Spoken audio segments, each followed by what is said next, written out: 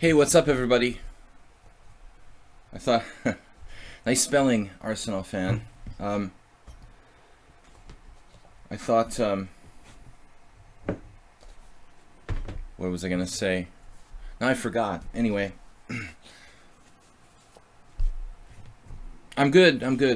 Good to see you guys. Thanks for subscribing. Thanks for hanging out with me. We're gonna be playing Unusual Openings today. So, I had some idea of something cool that I haven't tried before. I think with black. With white, I can't. I'm running out of ideas. Arsenal fan, Gladys Troll, Arsenal fan. I said that already. Ananas. Hey, Morales. Everybody's here. JCS. Thanks, guys, for subscribing, for playing. Let's get started. Unusual Openings. Let me change the title here. This 10 a.m. CET isn't really necessary. I put that in the title of the stream just to kind of remind everyone. Just to remind everyone, like, what time it starts, obviously. But I don't really want to keep the title of the stream as that.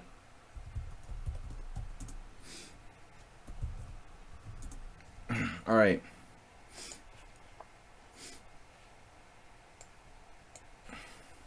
I always finish on the bubble of the tournament. It's a good thing there's no real prizes because I'd never win one. Oh, the frustration of finishing fourth. All right, let's start with Troll in a Roll. Morales, I didn't get a response from. He was challenging me to 5+2, and I wanted to change it to 5+3 because I'm already slow. So hopefully Antonio will come back. The other thing is that these chess 960s with Troll in a Roll, I'm going to start playing more classically in the center because I feel like a Rapport against Adiban.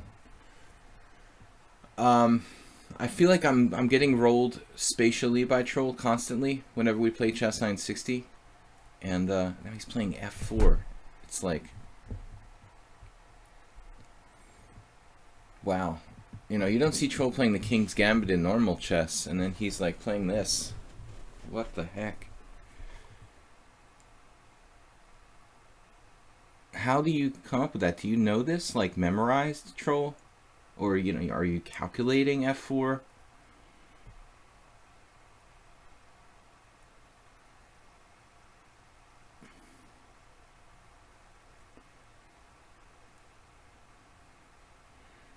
Similar to normal chess, the starting position.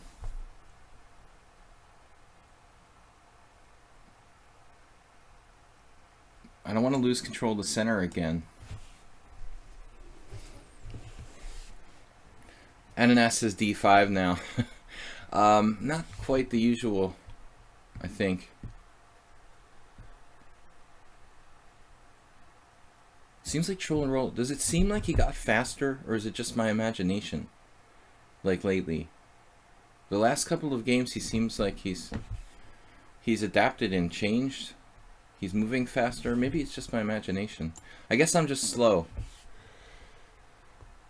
I would take it. You can always play Bishop G5. I didn't consider the idea of playing Bishop G5, actually, Arsenal. That's interesting. I consider the idea of playing G5, and it would be supported by my bishop on D8.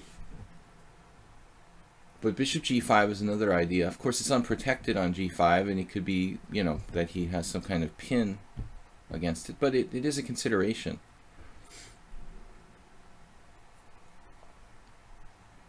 This looks kind of awkward for me, but then again, what's he going to do? You know, like, he can't play Queen G3 without dropping his pawn on E4. It's not so easy for white to play this really aggressively. But I think that white is better because he's got this F-file pressure. You know, the first one to play F4. The first one to make the pawn break successfully against the center usually has an advantage.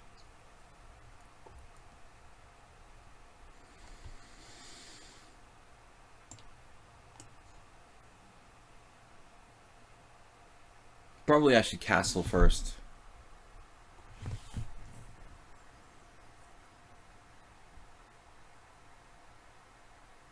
I mean, my main idea with C6 is to be able to reinforce my strong point on E5. Waiting for your jolt of improvement. Antonio, did you re-challenge me? Yeah, cool. because I want to do 5-3, not 5-2. The 3-second increment is a world of difference for me. With the 2 seconds, I often lose on time, and I feel like 5-3 makes a big difference, actually. So, JCS like, what are you studying? Studying. What are you studying? All right. F5 closing it up. Wow. It reminds me a little of like a Najdorf or something like that. I know that sounds weird. It is a weird comment, sort of, here in this particular position. Let's get out of here first. You know, I need to think about this. Maybe I do need to play d5 right away.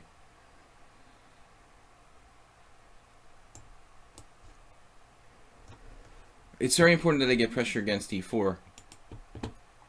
You know, if he's going to close it up and go for some kind of attack, I need to have pressure in the center.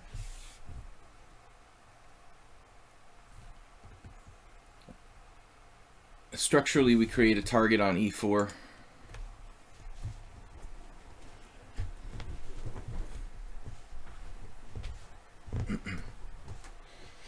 You check my rating card on FIDE. National rating? Your national rating is 4,760. God. I'm almost sure you'd be higher in the US. Maybe I'm living in a fantasy world though.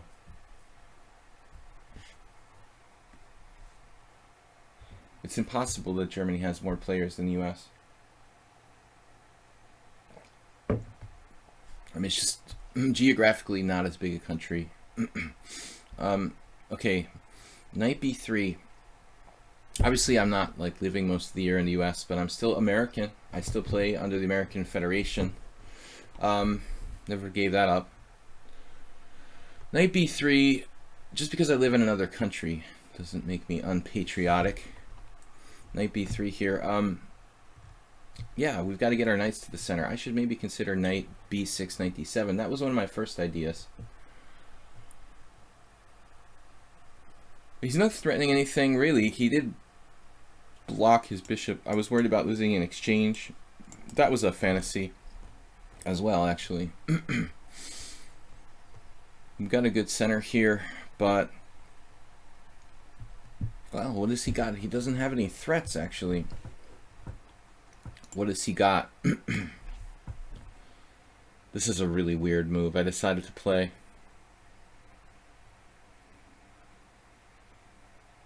You know what? I have some serious questions about what I'm doing here. But I have more explanations than I have questions. I'm not awake yet. Starek. And Lochik said, hello, old man. Dude, what is going on here? I'm just hanging my pawn on e5, troll. I had this hallucination, which is typical with chess 960, that my queen was on d8 and on e8 at the same time. So literally in the last couple of moves, I was thinking like, oh, if he takes on d5, I'll just take with my queen. You know, this is the problem when you don't play enough of this chess 960 stuff. You start to think that your queens or your pieces are on their natural squares, and that's why I was hanging my pawn on e5. Troll just doesn't calculate, so if I leave something hanging, I guess he says, oh, well, it must be defended. I'm not going to bother to calculate about that. You know, it's obviously not a good way to be, but he saves time and effort. But that's crazy, you know. This is typical for me. In this chess 960, I start seeing ghosts like this. This is going to take on d5. b6 was a horrible move. To top it off, blocking, you know, various possibilities. Knight b6, knight d7. It also blocks my checks. Well, that wasn't that big a deal, actually. But I think I'm going to be very likely coming under some attack on the king side. So maybe we ought to kick him back and anticipate like trying to set up a blockade like of the dark squares. Maybe I can do like knight h7 and just stop him from playing g5 somehow. Knight g5 is a strange move. It also doesn't develop any pieces. On the other hand, my setup isn't... let's just do this. Another bad move. Another bad move. Man, I just keep making bad moves.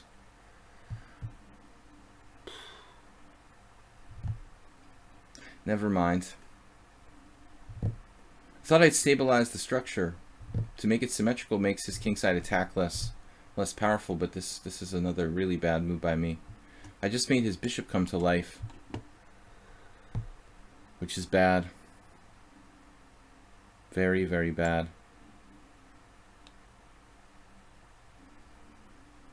Because there's nothing I can do. Play that and help his pieces come out. Man, this is horrible. He's just better again. His pawns are in the right color. Strategically, Troll in a Roll is really strong. I don't give much credence to his ratings.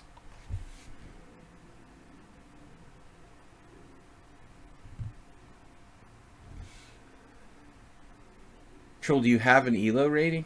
I never really ask you. Speaking of ananas and National Federation and ratings,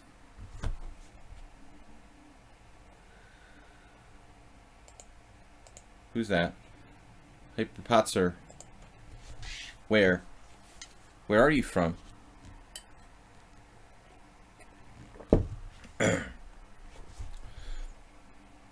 So Czechoslovak, the C is like a C, not a K.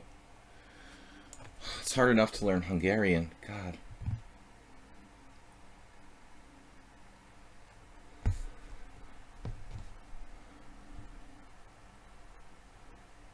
The Slavic is totally different from the Hungarian.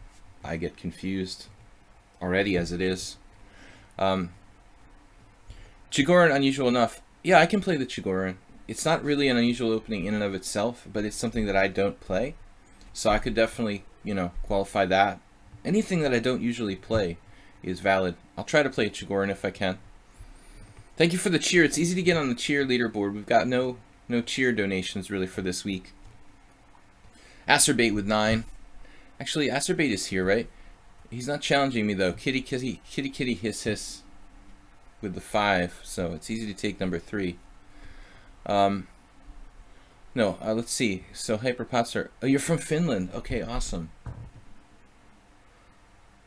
Quality chess players, though.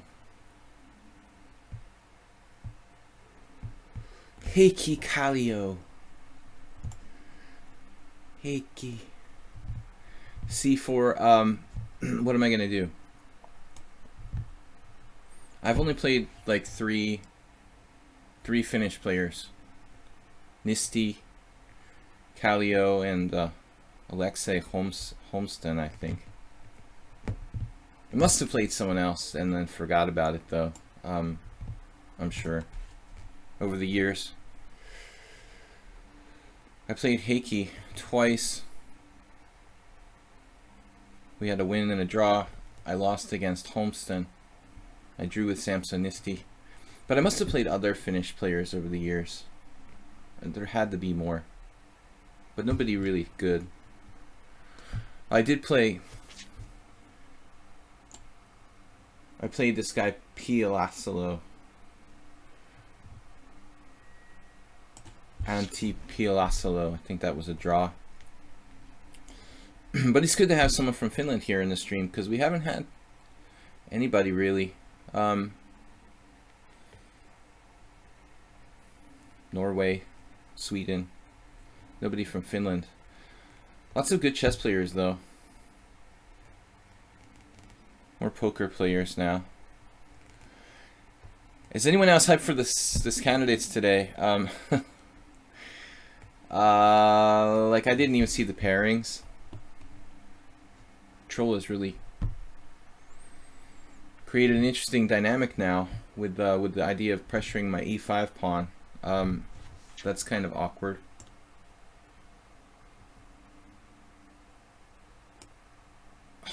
You see, this is how messed up I am. I'm trying to make illegal moves. My knight is moving to a5. That's like pure optimism.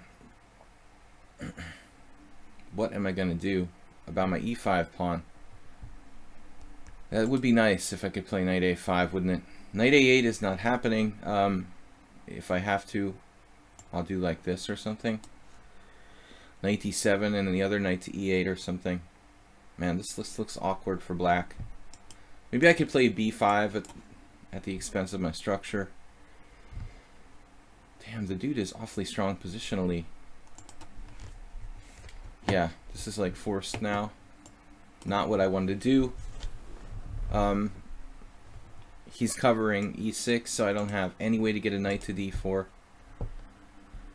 Fortunately, his knights are suffering from the same problem as mine.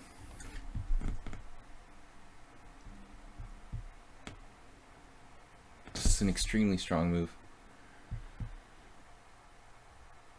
Maybe I should play f6, but it weakens my position too much. I don't think I can afford to do that. This just destroys my knights, though. Check him out. He's got me, like, totally paralyzed.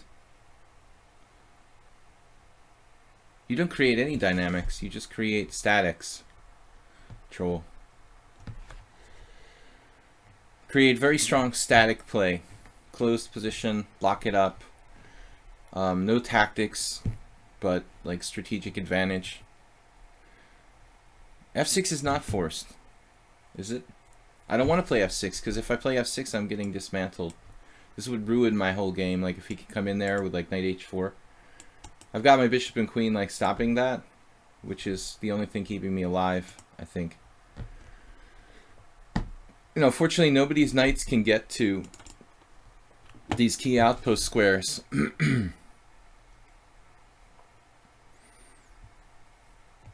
Shah, Figura.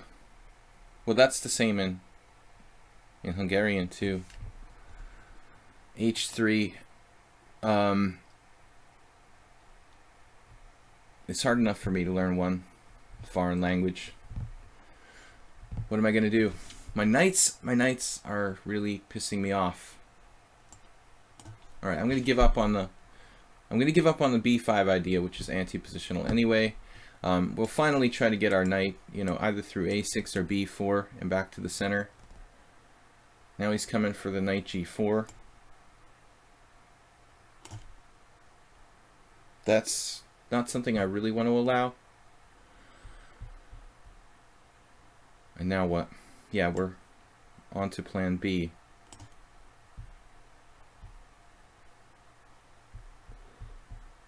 And knight a6 and knight c6. How do you create positions like this? It's so locked in. Hard to deal with. More money. Grishuk's press conference. Twitch partnership. I didn't really plan on anything. I just go with the flow. We'll see.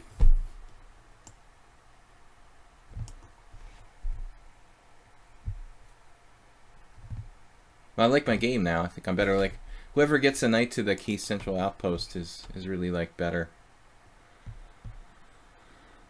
Okay, here I could move my king instead of taking on g4 because f6 is a really nasty idea. But then again, he's getting in there first.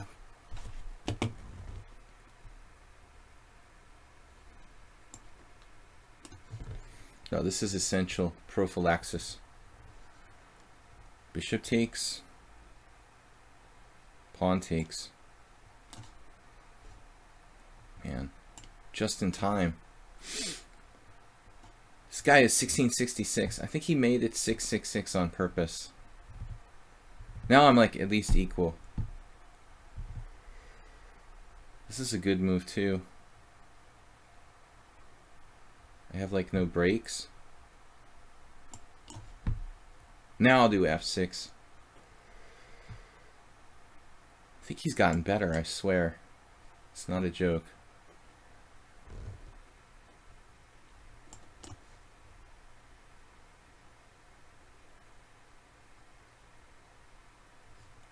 King can't escape.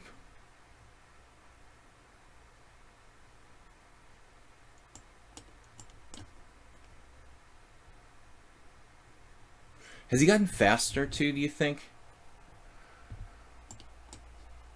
Seems like he's gotten faster too. He almost literally seems like a different player. Stronger, faster, better. That's what it looks like.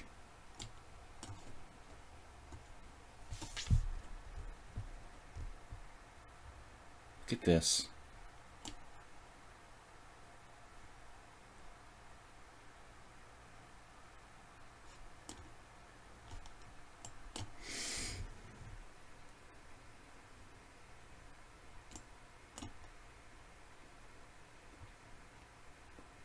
Look how fast he is. 1666.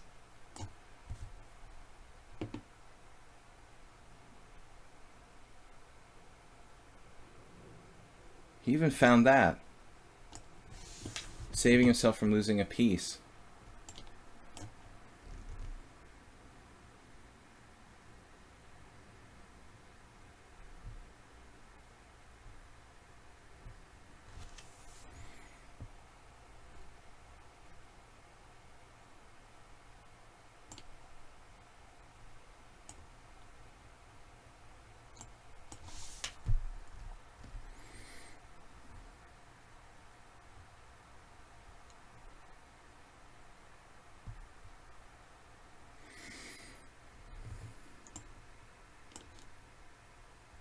I think he should have stayed on the G-pawn, maybe.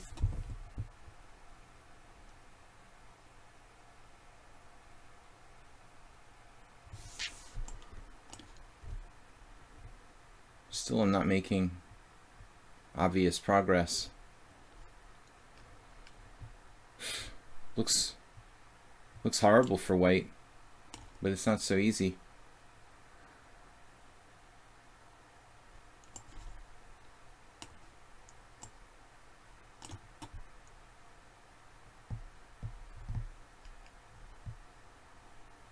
What a resistance. And fast too. He's not losing on time like usual.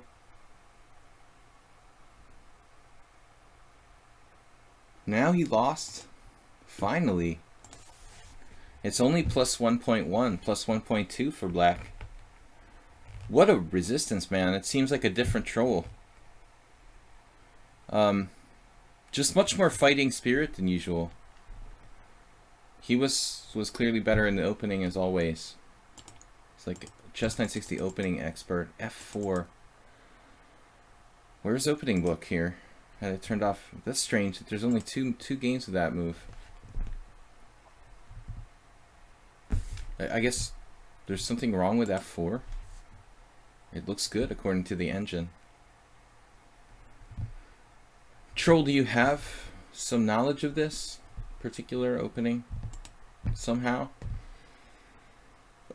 Shockingly, only 2 games have revolved around F4. That's surprising. And it actually looks like a good move. So probably I should take it. But still, thematically, it seems like a sound pawn sacrifice.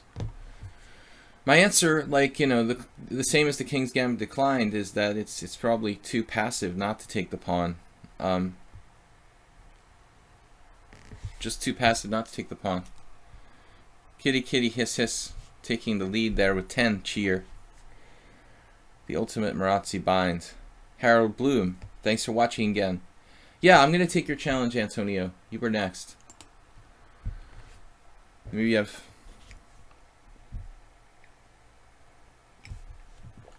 You might have somewhere to go. No, but in all fairness, Antonio was first. Let's take his challenge and then the rest of the subscribers. Okay, I don't want to play knight f3 automatically. We were playing it all night last night because in the...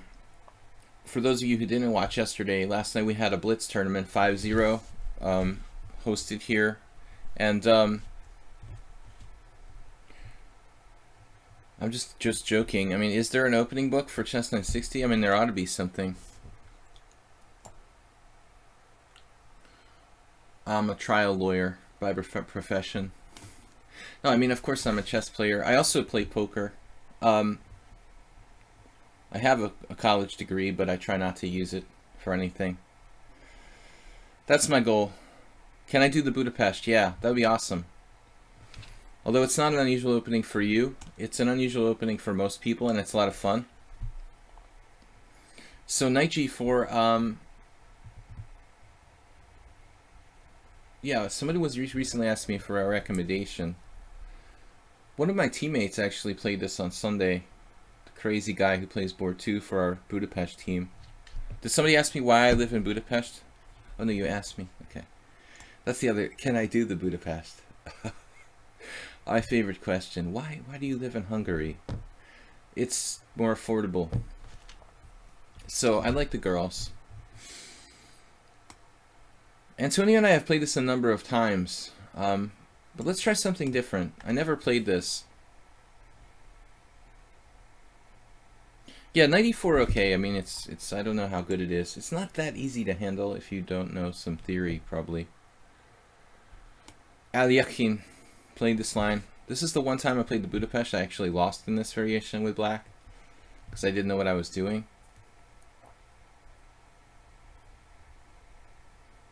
How many games? I think the most anyone had was like 22. Yesterday in the 5-0 tournament, 2 hours. Fajarowicz. So Morales plays knight g6. Now, you know, the theory says that this is wrong. You're supposed to play knight c6. And actually, I can't remember back to the time when I played this in a tournament game. It was over 20 years ago, but I lost horribly with black, and it's very possible I also did knight g6 because I didn't know the book line or something.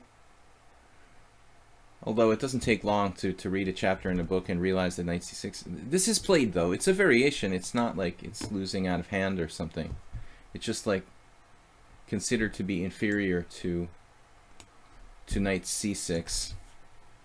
With knight back to c6, I guess one knight appears on c5 and the other knight appears on c6. They seem to be well coordinated on c6 and c5. Although it looks weird at first to put your knight there. The other knight comes out to a good square, like on c5. That's the basic idea.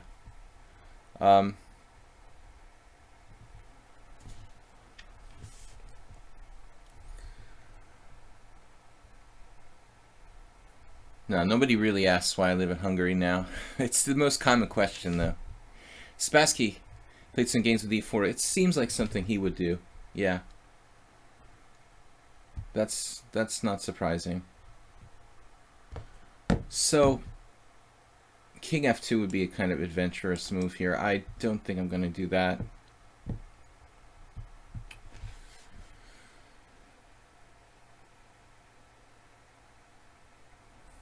I mean, I know there are lines where you allow the doubled pawns. You know, we might as well go whole hog, as they say. Do you say that in the UK?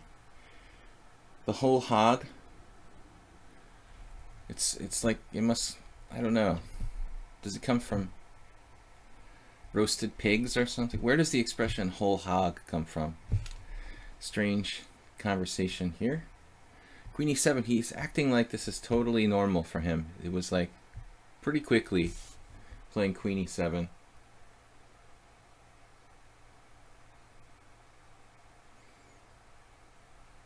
Laying siege to the e4 pawn can't go. I feel like I'm playing the 4 pawns attack. I guess the 4 pawns attack type of player would be attracted to f4. When I say 4 pawns attack, Rich, is that an expression in the UK or just in the United States? Is my question. Would a Brit look at me weird if I said that? Like, they'd be like, "What are you talking about, mate?"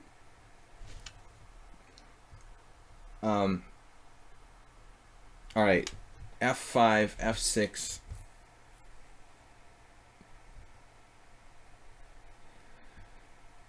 We're just going with the whole hog center. I mean, f5 has got to be an idea. You know, we want to get in the f6 type of thing.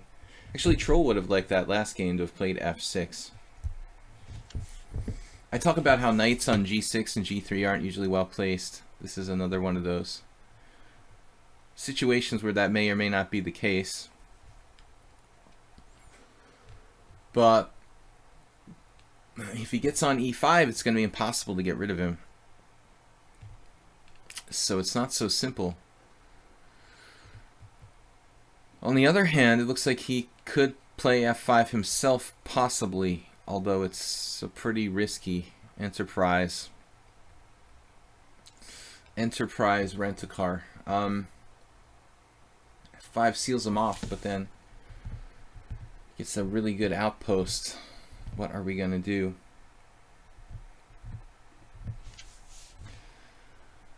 Oh man, I don't know.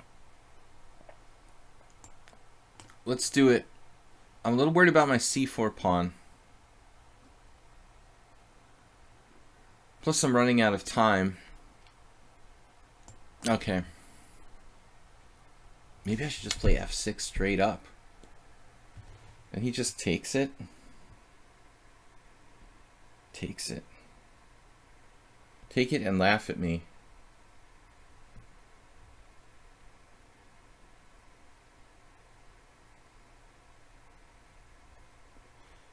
Yeah, maybe we'll just start sacking stuff. I don't know. He's playing super fast.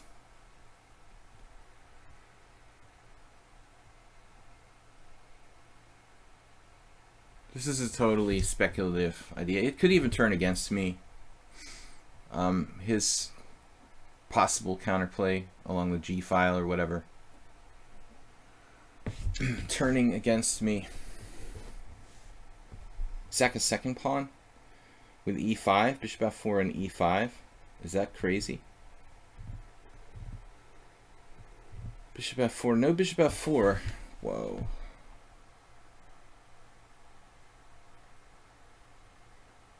Holy cow. So we can do whole hog and holy cow. Okay, my rook is hanging.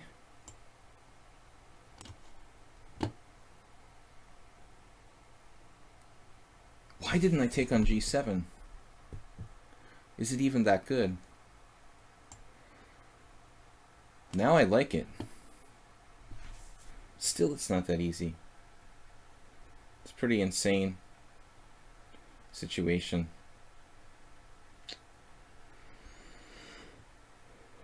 Not that clear that this is all even that good for me.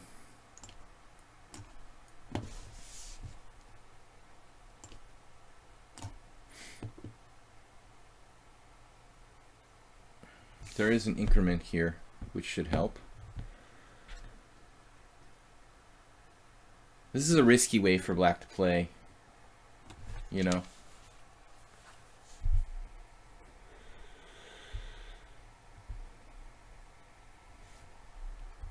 Originated in USA in the 14th century, obviously.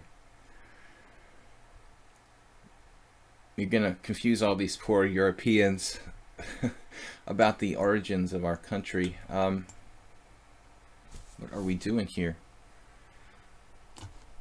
Seems like Morales is like trying to flag me or something.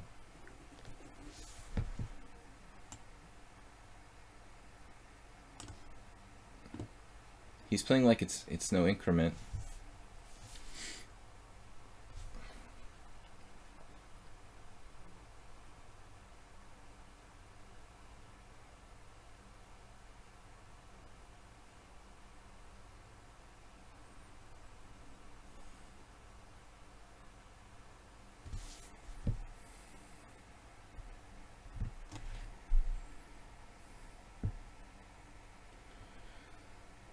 '14th century USA. Basically, a few straggling Vikings or something left over from Leif Erikson's adventures.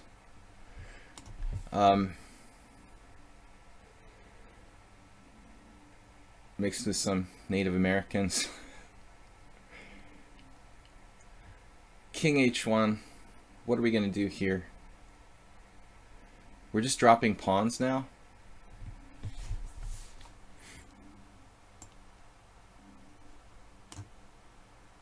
I like my kingside attack. It's really coming along great.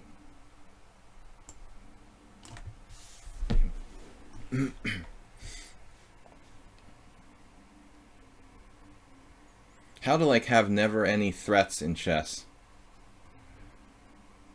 It's amazing how I can never ever have any threats.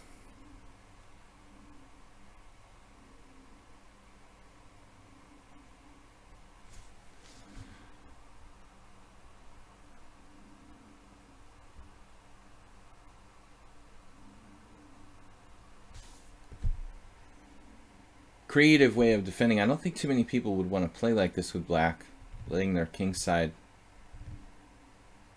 be like that, but I still don't see anything great for white.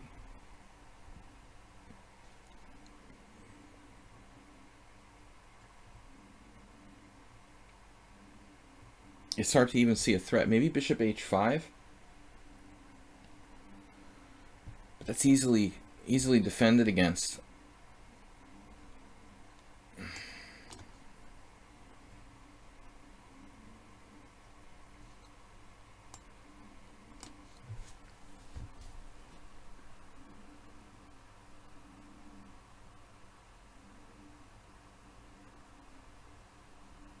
I have 0 threats ever.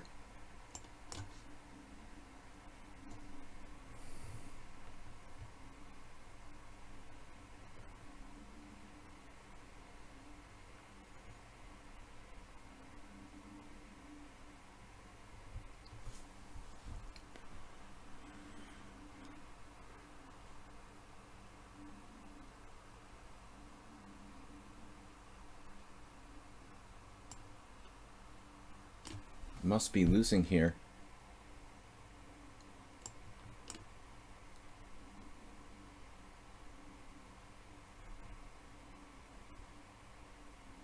Pieces like he could have played bishop g4 there. I like that.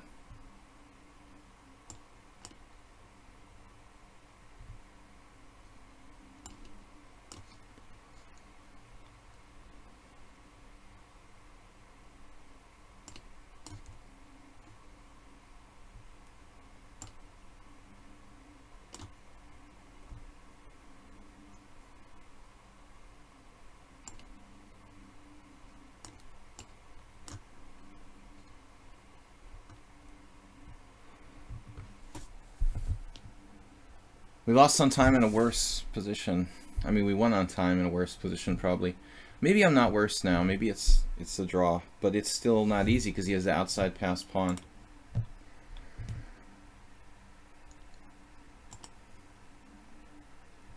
Even the final position, I'm barely equal. But I was like losing pretty much strategically in the game.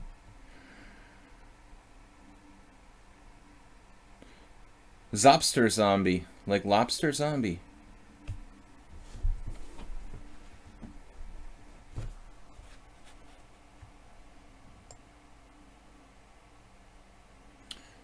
What, you cancel your challenge game? Low Chick, when did you have a challenge? I'm trying to keep up with the commentary here. You liked my attack? Really? Wow, it was so weird, the perception. My perception was that I was worse, and like according to you and the computer, I was better. Man, that's crazy. I thought I was like worse. Apparently I had all these wins and stuff. That's insane.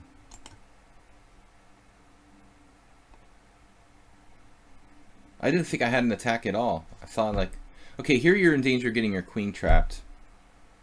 Earlier it looks like computer doesn't like your position. But either, but you know, at some point in between, everything was fine, basically. Like if you had been more precise. Yeah, this is weird that you didn't take the pawn on e4, though. I mean, I really thought, you're taking this pawn for sure. I don't know. It's like my central pawn. It seems fairly important. Maybe you were concerned that my bishop will get to this diagonal and like attack h7 or something. I don't know. You know, if that's why you didn't want to take the pawn. Apparently there I'm even better, so it's strange how it seems like I was I was always worse. I thought I was like lost, but I was never really worse. Very odd. Alright. Allowing b takes c3 a mistake. Well, I mean, you know, all I know is that like that's typically what happens in this variation in historical games. I don't really have a great way to stop bishop takes c3 at that point, you know. I mean, I played my knight to c3. I can play bishop d2. If you want to look at that, you know, let's take a second to look at the opening theory, okay? Knight g6 is supposed to be inferior to, but maybe it's not so bad. Let's see. So here the other thing is I'm supposed to play knight c3 first. Okay, not playing this variation. I didn't really think about it until like after the fact, but apparently, no, knight f3 is okay. Yeah, so oddly enough, the suggestion there from one of the viewers is not to allow the doubled pawns. But all I know is that like the theory is knight c3, and I studied these variations in books. And all games like are knight c3 in the database. Yes, it's possible to play bishop d2, but you lose a lot of your dynamics. Basically, when you have a space advantage, if you play a variation like this where you're extending all your pawns and stuff, normally like you want to keep pieces on the board because you have a spatial advantage. So I don't generally want to trade pieces, and the double pawns in positions like that are very dynamic. So oddly, no one's played this, but it looks like it's worthy of further analysis. But anyways, I think that black should definitely play knight back to c6. And apparently this is also a move, which probably isn't bad. I mean, with the intention of doing the same thing, going back to c6. Okay, let's not forget that it's no, I mean, I think you have a valid point. Like, look at the computer. Like, it liked bishop d2 just as well as knight c3, and honestly, you know, all those guys who played knight c3 like I did probably like read it in an old book or something. There's a Novikov game. Novikov is a really, really strong positional player. He seems to have dropped off the map, but just see that he played a game with that, even if it was back in '91. The guy was like 2600. So if Igor Novikov plays this with white, you know, I mean, this guy is a positional genius. That's a good omen. And Simon Williams, oh my God, Simon Williams played it. The knight c3 is the only move that's been played in these master games, but still, it's good to think outside the box. You know, bishop d2. The thing is, like, my pawns, it's like a Marazzi. I mean, I guess this is why I don't really want to do it. It's kind of like I'm playing a Marazzi, and I, know that in the Marazzi, that's our good bishop. So, anyway, it is playable. Ananas is next. Aldisto. Tushar Kamde Milicic. How do you say it?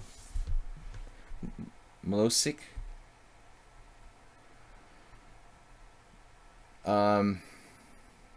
Please tell me how to pronounce your name so I don't sound like I'm ignorant. I know you said it before, but what did I want to do here against Ananas? Yeah, I had an idea what to do against Ananas. We've got to take him out of his normal modra. Ananas is really strong with the Catalan fianchetto type of stuff. And anyway, I wanted to play this with black. I was thinking of doing this. This being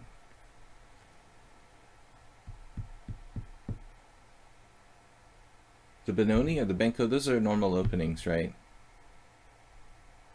I'm trying to play unusual stuff. I decided to play e4 last game because the theme of the stream is unusual openings, and that's not my usual system against the Budapest. Arsenal fans, sorry you have to go. Yeah, Tushar, I'll take your challenge next, if you can last that long. I wanted to play the Snake Benoni against Ananas. I wanted to play the Snake Benoni anyway, just because it's like an unusual opening that we never really played on the stream. But I also thought that maybe it would have some effect against Ananas because he, he's a really kind of like solid, correct mainline sort of player, and I think that he might not be that prepared for this kind of offbeat stuff. The Polarion.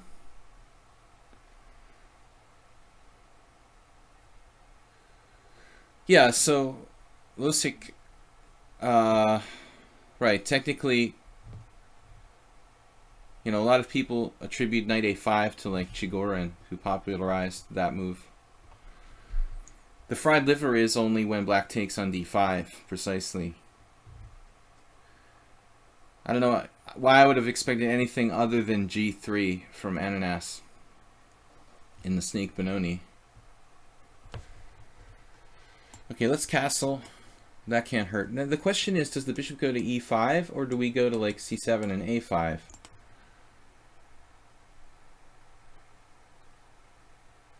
Maybe A6 first?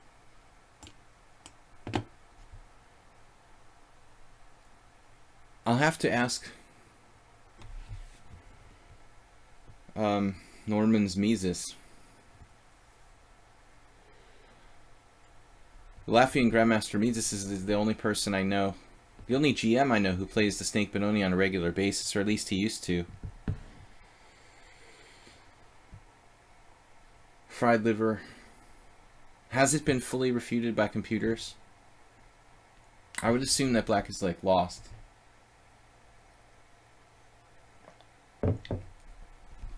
Now we're heading back to C7. He doesn't have any knight B5 stuff. So the bishop will get into the game. But it doesn't seem like I phased him. He's kind of playing like he's seen this before. The Snake Benoni is not it's not really a new idea. And I'm certainly no expert. Once I saw a New in Chess Yearbook article about it. That was 20 years ago, like most things that I know. I'm too poor to subscribe to New in Chess Yearbook now. Sadly.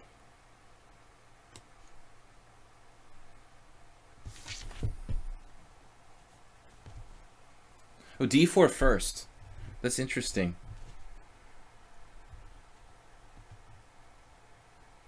Well, even if it wasn't dead, it's like so nasty for black, the fried liver, that, you know, okay, people kind of are crazy if they play it, even without a computer opponent. So today I'm focusing on weird, unusual openings. They don't have to be bad openings. I'm not talking about playing like H4 or like F3 on move 1. You know, I'm just playing like stuff that I wouldn't normally play off the wall. Bishop G5. It doesn't actually threaten anything, first of all. Well, I guess it does. It threatens to play E4.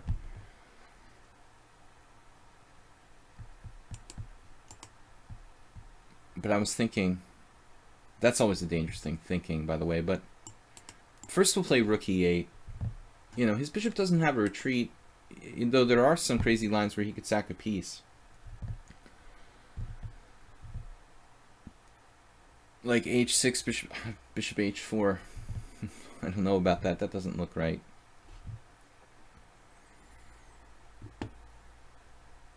But I was thinking maybe we hold off and we don't. I wonder if bishop C7 is bishop C7 A5 is just a bad move. My big idea, what's the big idea? The big idea was to like prevent E4 or try to degrade the value of E4. Grob is bad. I agree that the Grob is bad, dude. The Grob I will not play. Will not play the Grob, even in weird opening stream. I'm against the Grob in principle. Weakening your kingside for no good reason doesn't appeal to me. Polish opening is great. You know, I don't mind making weaknesses on the queen side. I play the St. George with black, but my king side is another story. I don't like to do that. Queen D3, and what are we up to here? I don't know. What's the plan? I mean, H6 just seems to almost like, you know, be a mistake. We'll just drive him to a better square anyway. How about like rook B8? Is that a good move? Yeah, probably. I mean, getting my rook off the long diagonal, it doesn't seem relevant right now, but it's a constructive move. So he played queen d3. That's a subtle kind of move, but it's also vulnerable now. I mean, if he wants to play something like knight d2, now I have knight e5 on his queen. And I was expecting knight d2 last move. I thought that was by far the most normal here. But maybe he didn't like h6. I would even expect that I could maybe consider even sacrificing an exchange or something against bishop e3, h6, bishop f4, knight h5, and then sack the exchange. Here he just plays e4. Okay, now what? I have b5. Logical, but is e5 a problem? He can't do that.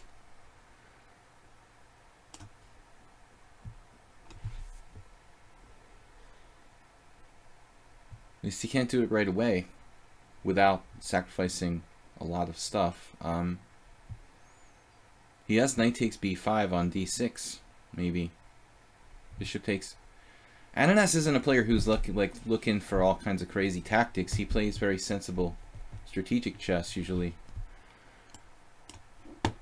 But he's capable of playing tactically. But it's kind of like, you know, sound player. He's not looking for crazy complications like some people. Knight takes b5 isn't a move that would, you know, appeal to maybe Ivanchuk, but not to Ananas. Grishuk, Mamadjarov, Rapport on the field. You mean in general? Creative attacking players. Where is Rapport playing? What is it like? Bundesliga, or what are you guys talking about? Yesterday? No. If it was yesterday, it wasn't Bundesliga, it's some tournament. Where is Rapport playing?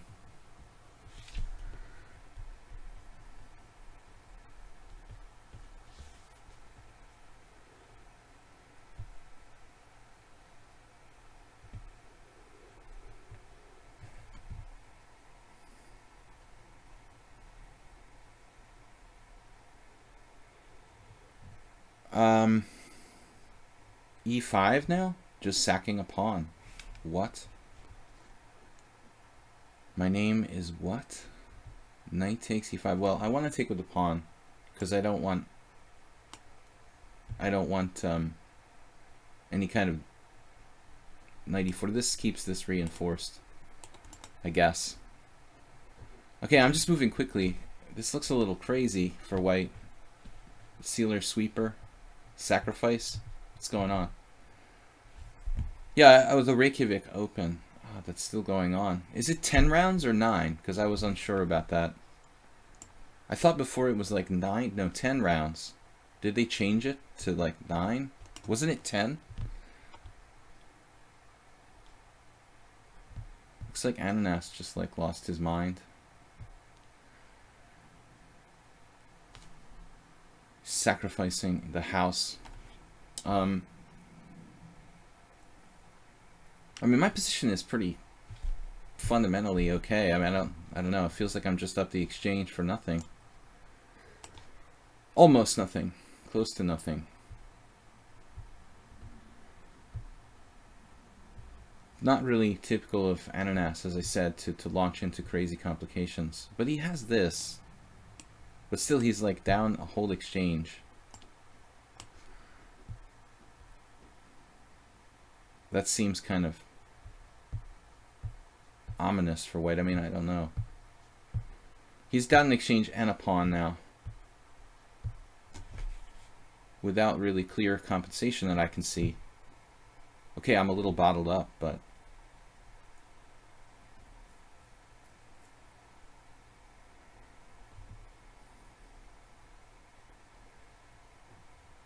yeah, I mean, Grishuk seems like, you know, a person who is...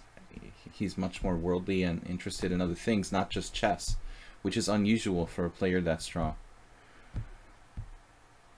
I have a funny picture. There's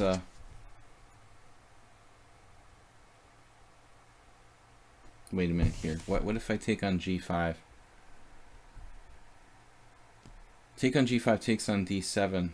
I mean, then I have a problem with bishop takes, knight takes g5. Does he have like a pawn for the exchange? Takes. He can't do that though. What's going on here? I just take here. He's got knight c6. Oh, and on this he has bishop f4. Huh. Well. Huh. Okay. So rook takes e5, bishop f4, and then I'm losing the exchange back, but you know, even that is it a big deal? Knight takes e5. Maybe we have to be computer-like here with a knight takes e5. Knight takes f6 or bishop takes f6. I'm up a rook there. No, I'm not up a rook. Yeah, I'm up a rook. Alright. I like being up a rook. Do your worst. Knight takes f6 and bishop h4. It seems like a lot of material.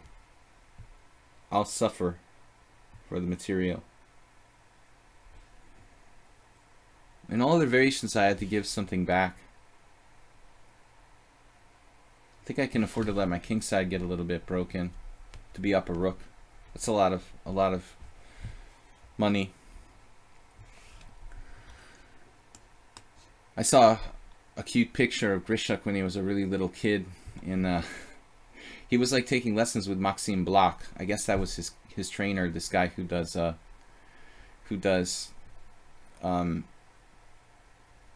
CT art combination program. In the front of one of his books, it shows this little kid with like his teddy bear, you know, and it's like the 7-year-old Grishuk.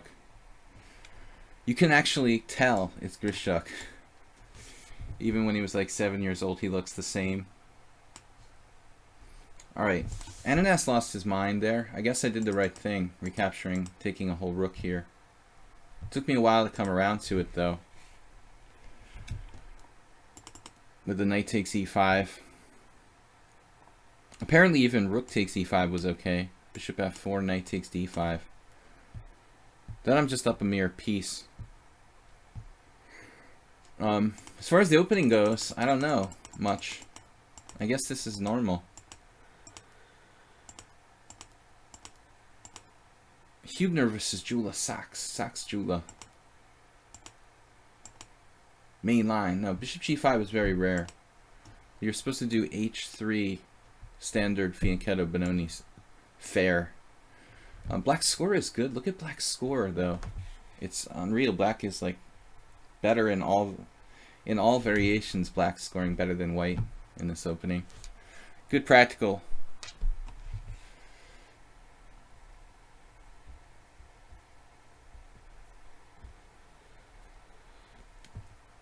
Alright. Flying Sky. He's not a subscriber. Oh, we lost our subscriber. Tushar had to go. I'm sorry about that, Tushar. You would have been next. Okay, I guess I'll just take these subscribers. Lochik was here first, then Flying Sky and Soltigo. I'm sorry I'm mispronouncing your name, Lochik. I don't know how to say it. I'm hopeless in Czechoslovakian names.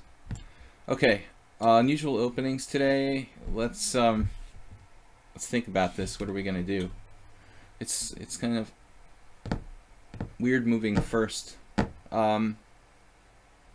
We can play like knight c3, try to play some sort of weird stuff. Ananas, hey Divakaran. Ananas, I figured wouldn't feel comfortable in that weird snake Benoni. Knight c3, e5. Knight f3. We could transpose to something normal. I didn't really want to do that necessarily. It's a pseudo Scotch. Well, that's not normal, right? This is in the what is it, Link Springer? The German guy who wrote a book about this. I think he's German. There was a good book on knight c3, very complete, but it's old now. It's probably like 15 years old. c3, the Saragossa, it doesn't have a lot of independent value.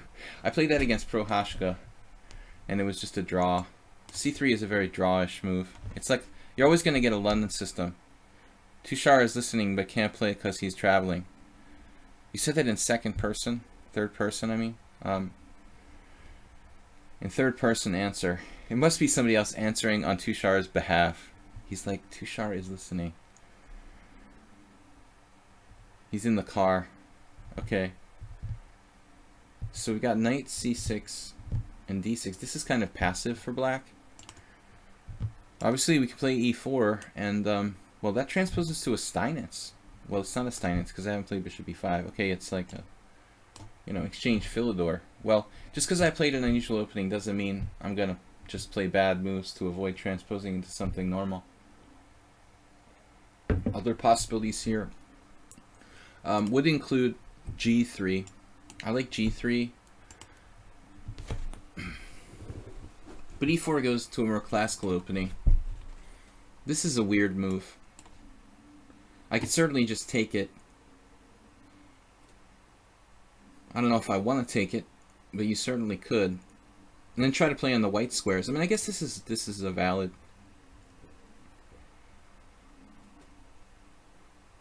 You know, try to exploit the white squares and, you know, going down the line in the game later on somehow. How do we exploit the fact that he doesn't have a white squared bishop? It's a little like a Sicilian structurally, except for the c-pawn being on the board, obviously. So I thought g3. These ideas, maybe even bishop h3, extended fianchetto. It's not that one way, though. Black should have some. Black should have his own chances. But I think the white squares are very relevant here. Okay, there is another issue. This is the issue, the d5 square. If he rolls with d5, black might have a very good game. So rather than going bishop h3, I'm going to focus on that.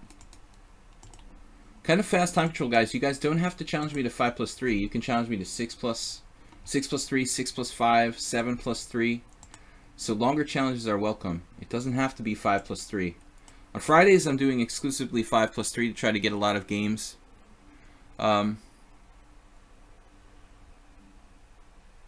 Well, Tushar, have you decided, like, what you say you're going to play in a tournament and you want to prepare your openings, but have you decided, like, to definitively play certain setups yourself? I mean, are you definitively going to play, like, a certain move with white, e4 or d4? It'd probably be good to make up your mind. Do I really want to go f4? Keeps his knight off of e5, but I really have to watch for d5. The developing move, bishop e3. If he ever gets in d5, that could really backfire for me, on the one hand. Also interesting is b3, bishop b2.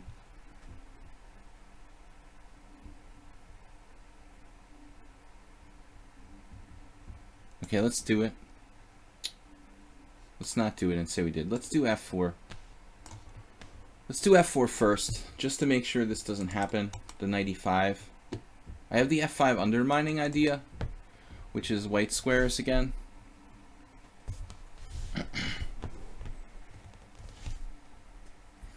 Tushar, I mean, are you planning on playing d4 or e4? And are you gonna just like make it up as you? Because it seems like you play both. And want to play d4 but white? You have less experience with it. It just depends on how much have you practiced. How much have you practiced it online? You know, I would definitely not play it in a tournament till I've played it a good deal. You know, training games or whatever you want to call it. You know, informal games online. That's what online chess is really good for.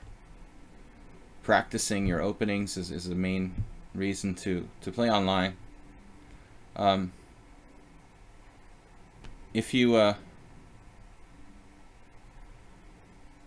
you play, well, we don't even know if he plays Open Sicilian, but I don't know, Tushar. I mean, actually being prepared for black is probably more important than being prepared for white.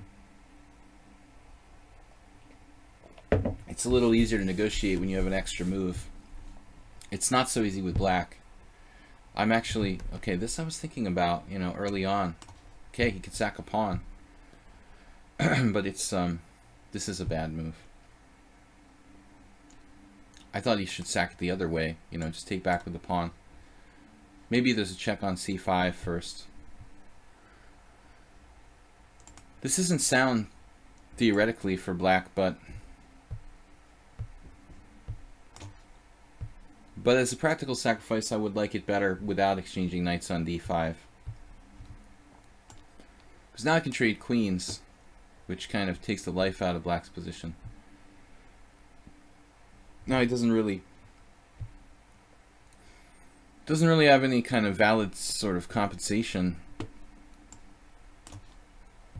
I could even exchange on c6. Sort of pains me to do that, but his structure is very messed up. And plus his knight was threatening to come to d4. Now the only question is one thing here. Okay, his a7 pawn is hanging too. Bishop f6, bishop takes a7. Bishop takes b2, rook b1, whatever, you know. Now I've got two pawns up effectively, because I have 3 against 2 on the king side. Plus, you know, he might as well have only one c pawn in that ending. This is better. He's wise not to lose his a pawn, I think, because that passed pawn would be pretty bad.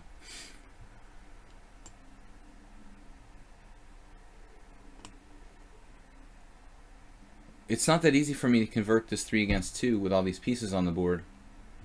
If it's like a bishop endgame, it's a walk in the park. But the more rooks on the board, the more complicated it is. He shouldn't trade rooks. Rook d6 was a good move to try to get me to fix his pawn structure. I don't really want to do that, you know.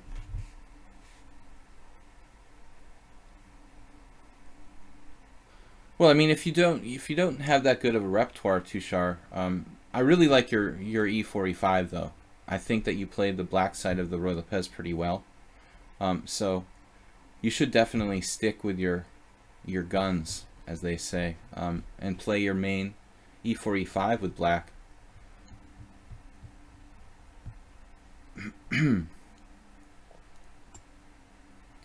He's actually threatening what, like rook d5 now? I mean, if I have to trade, actually I have c4 here. It's a little bit, I was worried about rook. Yeah, c4 rook a5 is kind of annoying. Huh. Alright, if I have to trade on d5, I have to trade on d5. I mean, it wouldn't be the end of the world, but maybe I could actually play like rook e1. I mean, rook d5, rook e1, not trading anything to avoid fixing his pawns. But at the end of the day, maybe it's better just fixing his pawns. That rook ending, though, although it's winning for white, it's kind of cutting it a little bit close. I think a5 is a tricky move. But it fixes pawn. It fixes his pawn on a5.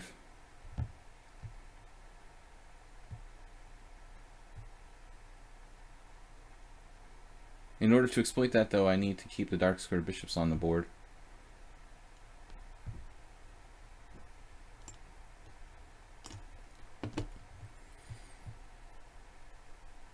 I can play like bishop d2. Trading dark square bishops here, I'm not sure that's the right idea.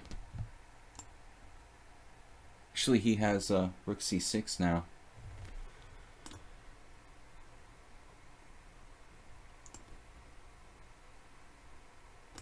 I'm just running out of time.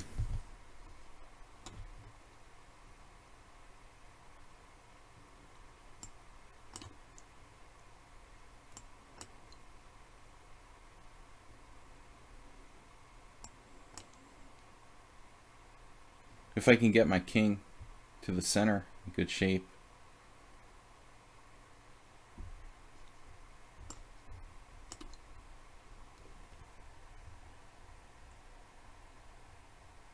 Should really be winning for me. Rook here. And then pick up the a5 pawn.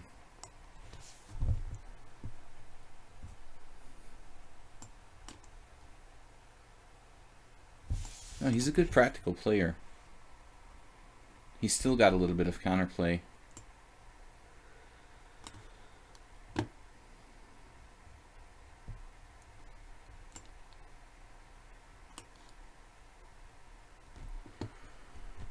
If he checks, do I go back to G1?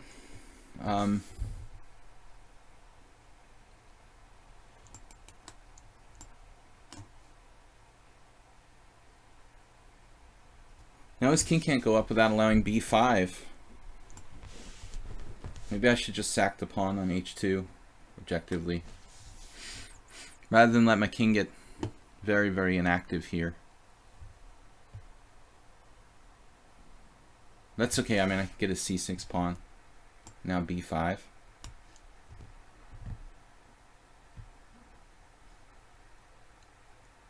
But he put up good practical resistance from a bad position, really. King E4 loses a pawn. That's what he's hoping for. Not loses a pawn. Okay, it still would have been winning for me. Even if I play King E4, Rook C4. There's no hope. Okay, guys, we got about another hour left in the stream. I'm going to try to go until 12:15. Originally last night I thought I could only go till 12. But we'll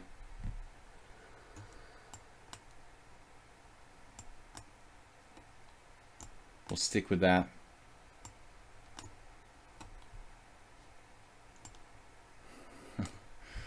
Okay. Sometimes it's faster just to make two queens. It's not letting me do that. This is pretty much a foregone conclusion. We'll just do two queens. Maybe I'll stalemate him. Okay. He's only got 22 games. Did you have another account? Because I recognize your name.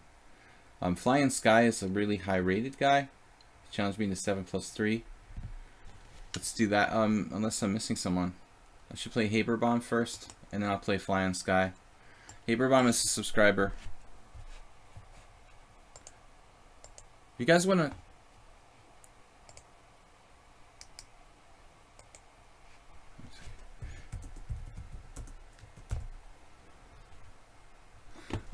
if you guys want to challenge me, anything between 5+3, and here I have to play a weird move on move 2 because I don't want to play like standard openings. I hope my computer doesn't shut down. It's been crashing a lot. I think it might be overheating. So if something happens like where the stream goes down crazily, suddenly you'll know. I have to get it checked out. But usually it only happens after it's been on for a long time and it gets really, really hot. Maybe the fan just needs to be cleaned or something. Computer is like getting overheated.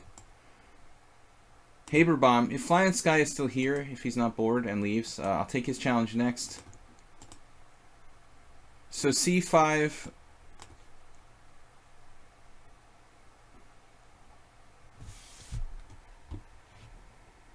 Yeah, no, he played me a long time ago. I thought it was like a computer or something. It was so strong. But he's playing like 1 minute and stuff, so I doubt he's a computer. Yeah, okay, that's the next thing. We need sponsorship for a new computer. That would be cool. That's a lot to ask for from donations.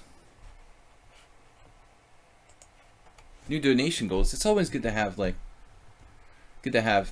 high goals. I got a chair recently. Got a new mouse. I got to get another new mouse because like my second one is bad. I gotta stop buying crappy mouses. Mouse eye. Mice, in other words.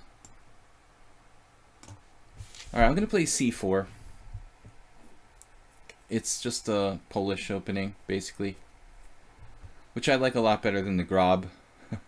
Obviously, our queen side has been weakened by playing B4, but that's better than weakening the king side. IMHO. Pawn takes pawn. Yeah, let's... Though if we do pawn takes pawn, we bring his bishop to life, don't we? How else can we play without doing that? There's something to be said for D4. Let's just do D4. Although his bishop will take up a new diagonal this way. This blocks my bishop, you know. So it's I don't know, it's hard to I know it's hard to do that, to block your bishop, but you have to realize that there's a lot of other things going on in this kind of position. That bishop is only one element of the game. D4 gives me stable control of the center to a certain degree. I think that may be more important. Saltigo says, when his financial situation gets better, he's going to gift a 1 month random regular each month. That's awesome.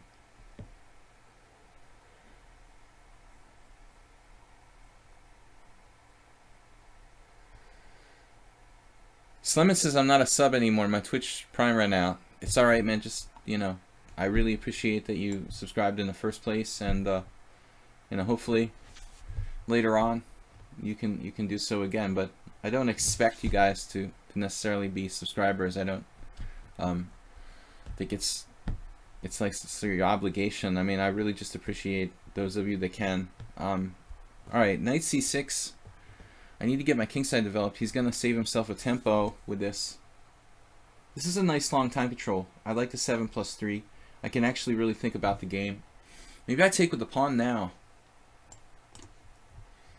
Because before I was concerned about like queen takes and maybe him getting active with piece play in some lines, but although it was never really a problem.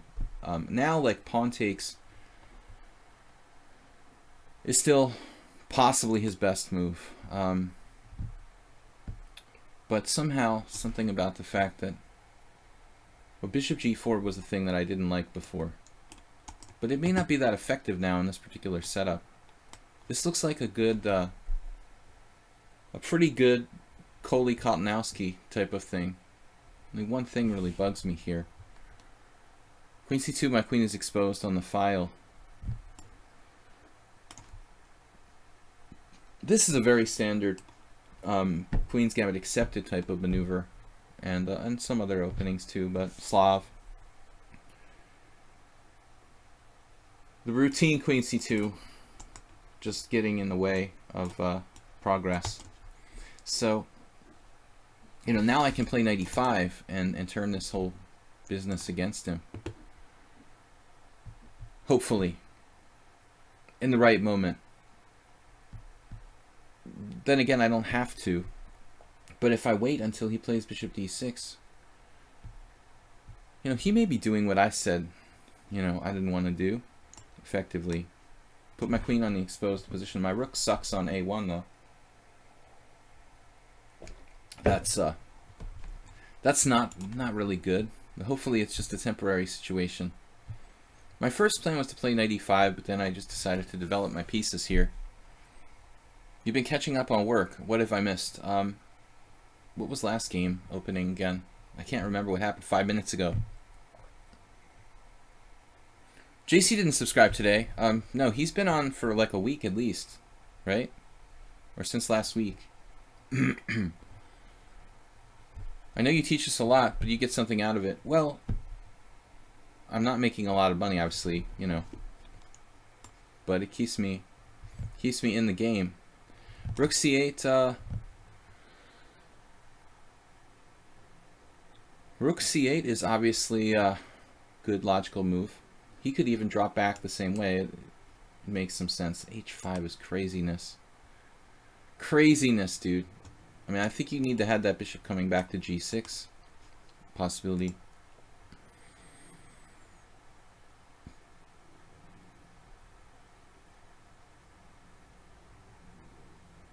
h5 is just mental. Inspired move, but it looks unsound.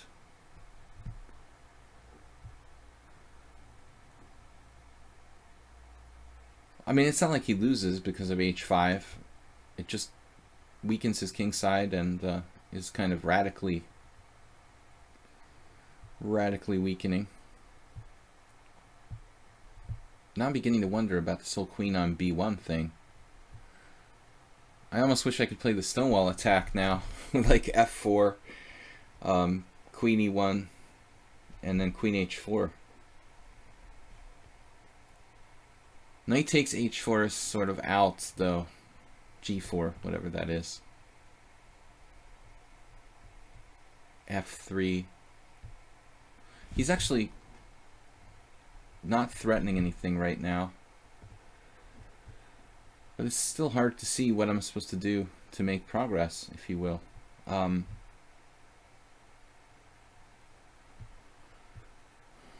Yeah, oddly my queen seems almost misplaced. It's messing up my rook too. It felt like a good idea, but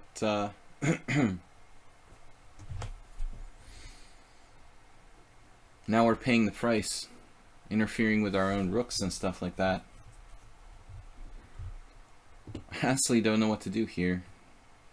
Any suggestions?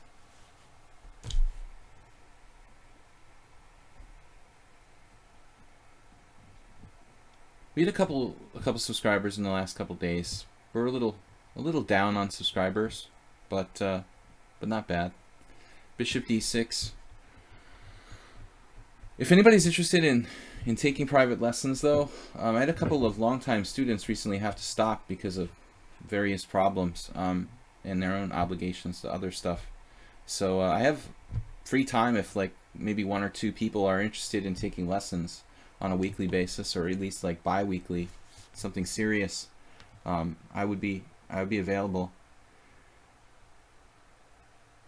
I guess I could play f4 here. Let's just play f3, kick him back, and then reevaluate. I just had an idea, you know, of like knight f1. It looks kind of passive. I mean, it is essentially a little bit passive, but it would cover e3. I was concerned about queen b6 and maybe tactics based on the e3 pawn.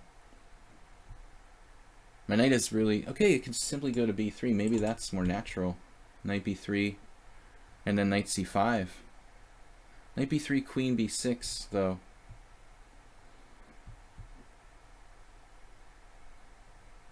Wait, he's threatening nothing, right? Knight b3, queen b6, knight c5. That actually looks good.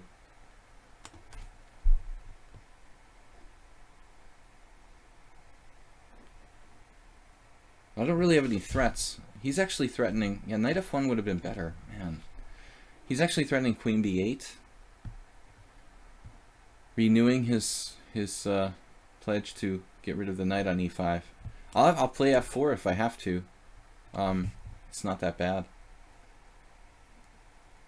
But now knight c5 looks kind of too slow. Queen b8, knight c5. Bishop takes c5. That's a problem. Maybe I can work it out tactically. Knight c5, knight takes c5.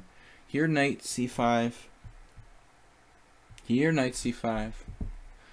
Sounds like I'm saying that. Be careful I'm not hallucinating, which I think I am. Hallucinating, knight c5 like loses a piece, right?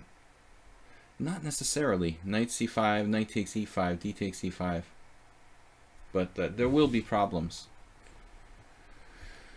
That's why I wanted to play knight f1, damn it. That's what I'm talking about. That stupid knight f1 idea wasn't so stupid. Then e3 would have been protected. Bishop h7 check is a fancy move that doesn't do anything. Now my knight is just hanging, so there's no f4. Wonderful. So I think I up to screwed. To make a long story short, I have to take here, which is utterly lame. Basically losing a massive chunk of my advantage, if not all of it. Probably losing like all of my advantage. And being down. All because I played that stupid move instead of knight c5. Pawn sacks. Basically a bluff. Knight f1 was such a good move. Damn, it was like a Queen's Indian. Bang. Went the wrong way. Now h5 even looks like a good move for black. I literally turned h5 into a good move.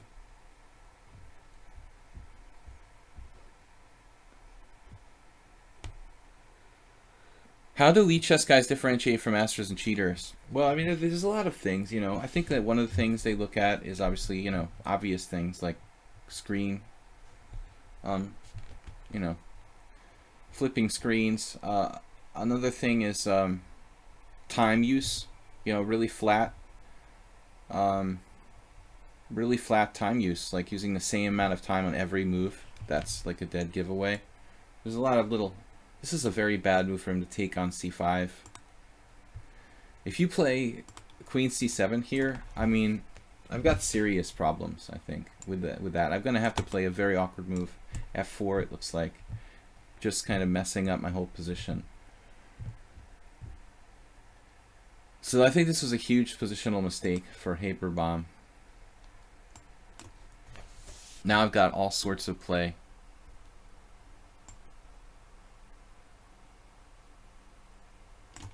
I'm at least equal here. He won a pawn, but he like sacrificed too much. You know, the absolute monster bishop on d4. If he plays queen c7, he just keeps the tension and kind of keeps an advantage, I think. All right, I mean, I guess it's not horrible though. This variation is not horrible. He is up a pawn here. But it just, to me, looks like white has a much easier game. Maybe I'm not winning, but I'm not worse either.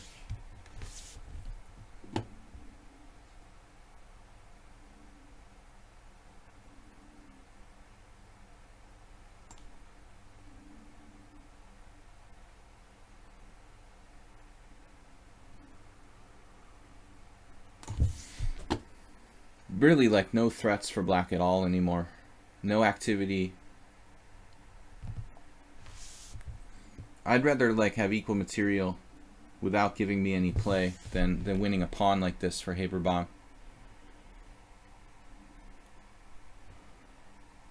Stephen Hawkins died. That's right.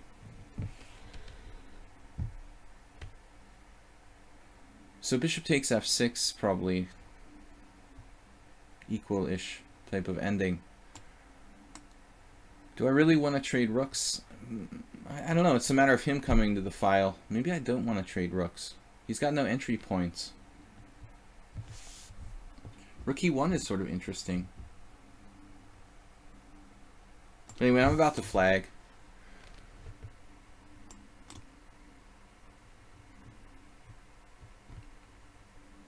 Two bishops. Compensation. No weaknesses, no real threats for black. If he could trade the white square bishops, he would be in decent shape, but that's not so easy to do. But I totally messed up by not playing knight f1. It felt right, you know, and then I played knight b3. Okay, guys, we have 45 minutes left. I'm going to take as many challenges as I can possibly take here. Actually, h4 is really weakening.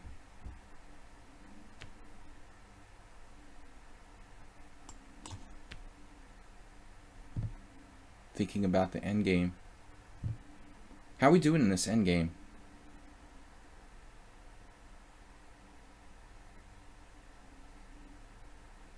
Monster king.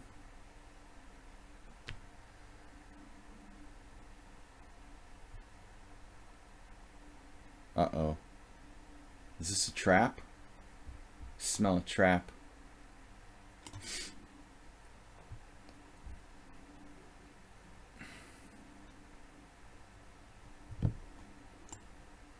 It's not a Roach Motel. Have a way out. Okay, Haberbaum got in time pressure. Now he's like losing.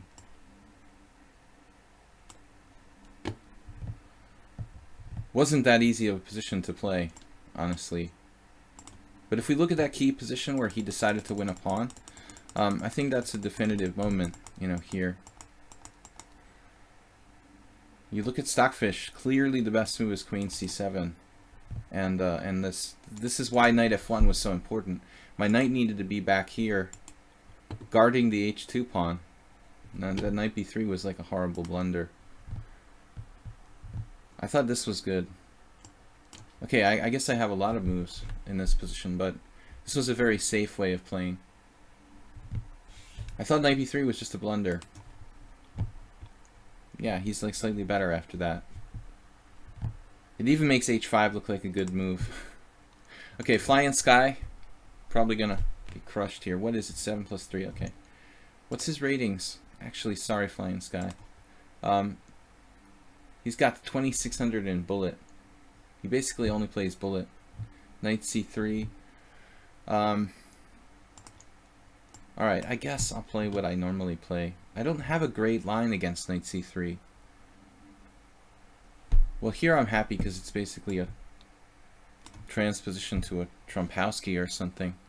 In most lines, they can also do bishop f4. Okay, so bishop f4, if I play c5, we just play a kind of London system, right?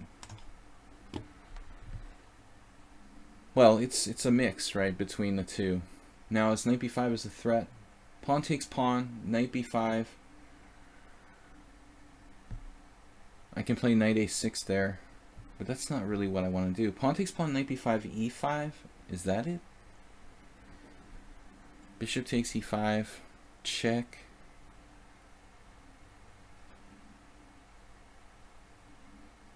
Am I supposed to play knight c6 here? Knight b5, e5? That's not even sound, is it? I think a lot of people play a6. He did the knight b5 right away, so he's memorized this. I guess I have to play knight a3 now. I can't remember if this is possible here. Does that do anything? There's like a check on b4.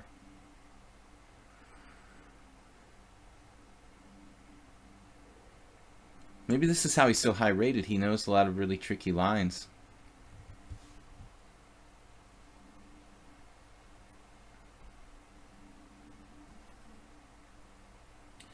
So g6 is solid, I guess. This looks like an unpleasant position for me. It's like a reversed of one of these weird Chigorin lines that I play with white. Basically, I messed up. That's strange. I didn't think that knight b5 was supposed to be so good there. For some reason I thought that wasn't common there in that position. What's up with queen a5 check? Is this like a trick? Like I could have played queen a5 check? Maybe he's gambling, you know? Maybe it's just a lie. Guy of queen. It looks like this is another kind of weird cheapo trying to mate me. Queen e2 like a cheapo variation.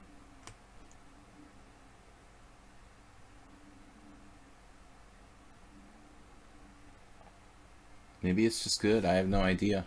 To play h6 now. Yeah, this looks like, oh, it's all so perfect, isn't it? Knight e4. I've gone into his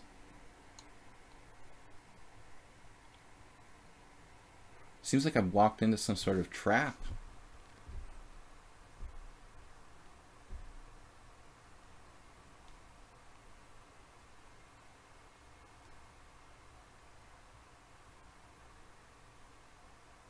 Opening trap. How bad is this? Just instantly knows the best move in every position.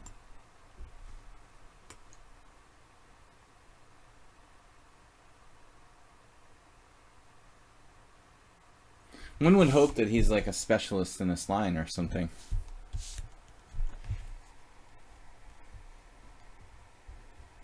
So queen a5 check, so it's like a cheapo knight b5, like a bullet trick or something like that. It's not good.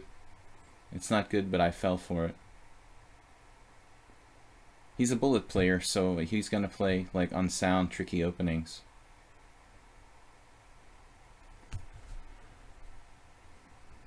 That's the idea of bullet, but I mean that's why I don't like bullet, because it just makes you play garbage. I mean, this opening is actually not garbage, but knight b5 may be garbage. I don't know.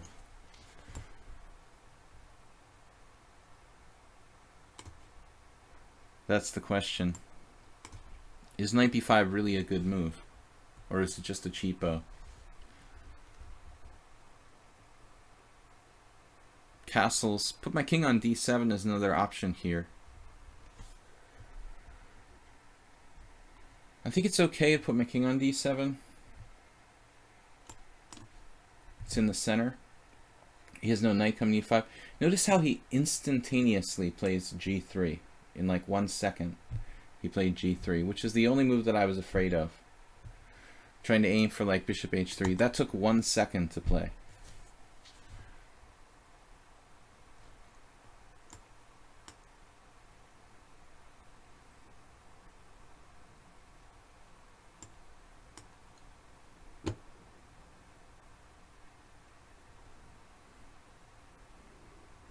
It was weird because the first time I played him like months ago, I thought he wasn't from Sweden. It was somewhere else. I think he had a different country listed. Or maybe he had no country at all. This looks awfully perfect for white. Knight c7 loses a pawn now. So I'm like in sort of positional Zugzwang. Can play like here. Bishop takes e6, king takes e6, knight c7, blah blah blah. I mean, it just seems like white's play is awfully perfect.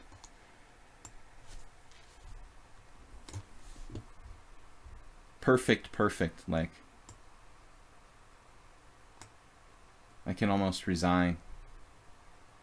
He's gonna have like 0 center pawn loss, 0 mistakes, 0 inaccuracies. I guess this is just lost for black. I'll just resign. It's not too good.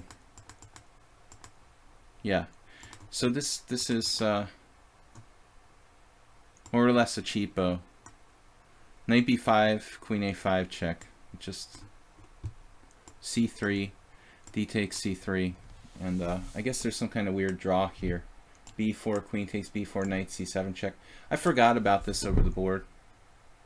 He's got 1 inaccuracy. What inaccuracy did he play? Queen e2. This is some sort of, I would say, like home prep move. That's not in the top suggestions of the computer, but it's got this monstrous threat of knight d6 check. You know, I don't understand why Engine doesn't want to go for that, to be honest. When you play queen e2, its advantage jumps up to like 0.7. But before queen e2, it's like calling for bishop e2 or something lame. And this is like a total novelty. This doesn't seem suspicious or anything. Bishop e6 here. Bishop g7, knight g5, queen d7, knight takes e6. I played the best I could. Now g3 I thought was the best move. He played c3. That's Engine right there. King d7, best move. g3 instantly Engine. So if he plays many games like this, I mean, it's going to be like people are gonna say he's an Engine. I don't know, but he seems to play too perfect for my taste anyway. All right, let's go on to the next game. Soltigo is our moderator. The point is what? How a computer punishes opening mistakes. What are you guys talking about? This was it was Twitch before it became Twitch. I guess Amazon bought it and changed the name. What's that? All right, anyway, guys, I tried to understand the conversation, but I got lost. So that's just impossible to play against that guy. Knight f3. But if I had too many games like that, I would have to report them as a computer. I mean, knight b5 is just you know, a human choosing to play that variation. But in general, you know, all of his other moves were perfect. What was that? His inaccuracy, playing knight b5. It's like a forced draw or something, or some kind of.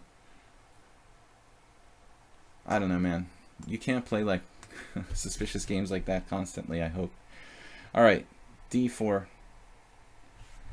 d4, d5. Perfect.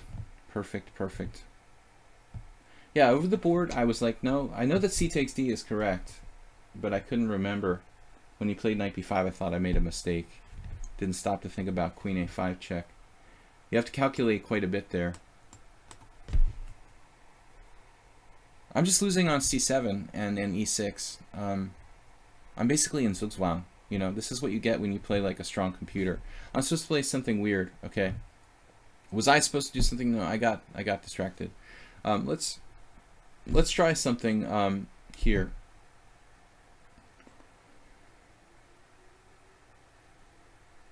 Let's try something unusual. What can we do? You sack a pawn against Soltigo. Novelty. This is probably not a novelty, but it's something Soltigo would appreciate. Yeah, he could definitely train with the computer a lot. Maybe he's not a computer. He just, you know, knows that position perfectly or something. But it's a little intimidating. I wouldn't want to play that player too many rated games. All right. But he was weird last time. He crushed me the same way. Like perfect play.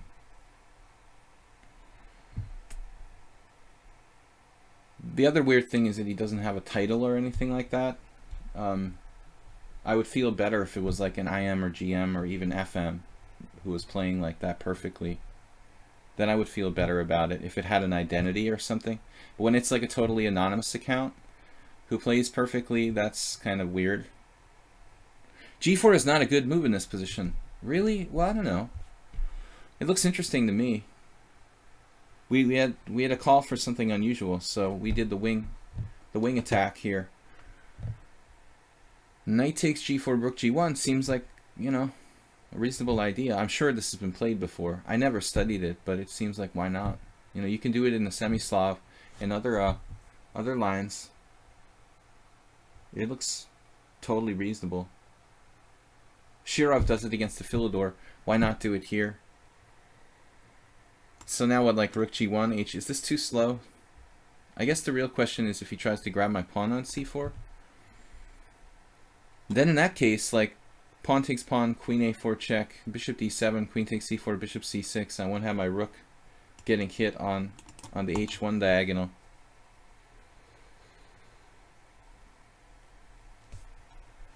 Yeah, alright. C5. That makes sense, Soltigo. That makes a lot of sense. Maybe I have to take on C5. I don't want to get into like a standard IQP position here. But actually, maybe this isn't good. I'm not sure.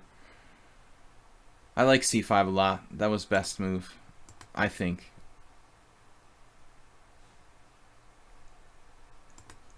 Took on C5, even that might be bad. He could play also queen A5 check.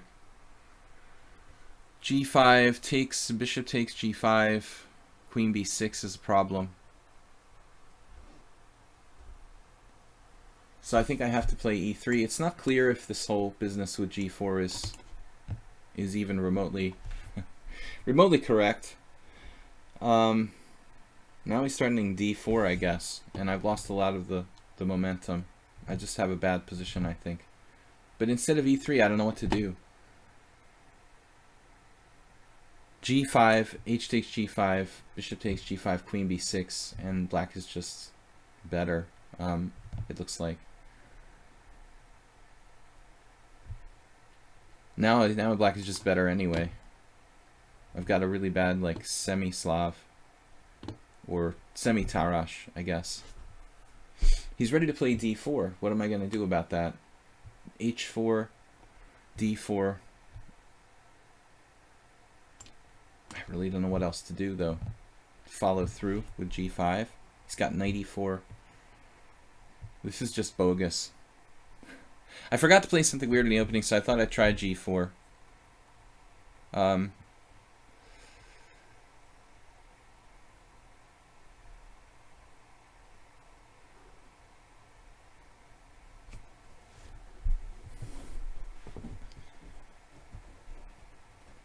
But it's not really the knight b5 trick in the previous game. It's more like a positional maneuver than a trick. I mean, you're basically playing knight b5 to be able to play c4 behind the knight. and trap the enemy knight on a6. I never like to play that kind of position, you know. I don't want to play with my knight on a6 ever. I lost to Yevgeny Sveshnikov like that in a c3 Sicilian. I mean, I know that's not supposed to be good, but when he played it, I thought, oh, maybe I misremembered this, you know, and so I second-guessed myself. But queen a5 is just fine for black. But he knows that it's not good to play knight b5 there, and he did it anyway, intentionally. Queen e2, though, is a very interesting home prep of some kind. The computer didn't want to play that move, which is very interesting. Maybe a different engine would find queen e2, but Stockfish was not attracted to it. It didn't like the fact that it's blocking its bishop in on f1. But then his follow-up with g3, bishop h3, it all makes like perfect sense. I knew that g3 was coming. I wanted to resign right there when he played g3 instantly. c3 and g3 instantly. Now I have knight a4, but it's probably not great. No, I like the way that Soltigo played this. I mean, I think that he totally took the sting out of g4. Well, here actually, maybe I like this now. I can just play g5. He is opening his rook. Maybe this isn't so bad for me. He could he have taken with the bishop on d4? Maybe not that bad. Maybe I've invented a new opening. Anyway, guys, I have time for just a couple games. Now we could take with the bishop. It's like a Kyrie's attack, but it has very little power behind it. No, I think we got to drive his knight away from the center. That's the whole idea here. It looks like a Sicilian. I think this was a success. I thought that it was just total garbage, but black missed the best line, I guess. Now he has some issues. Nowhere to go. Nowhere good to go. And I've got like bishop e3.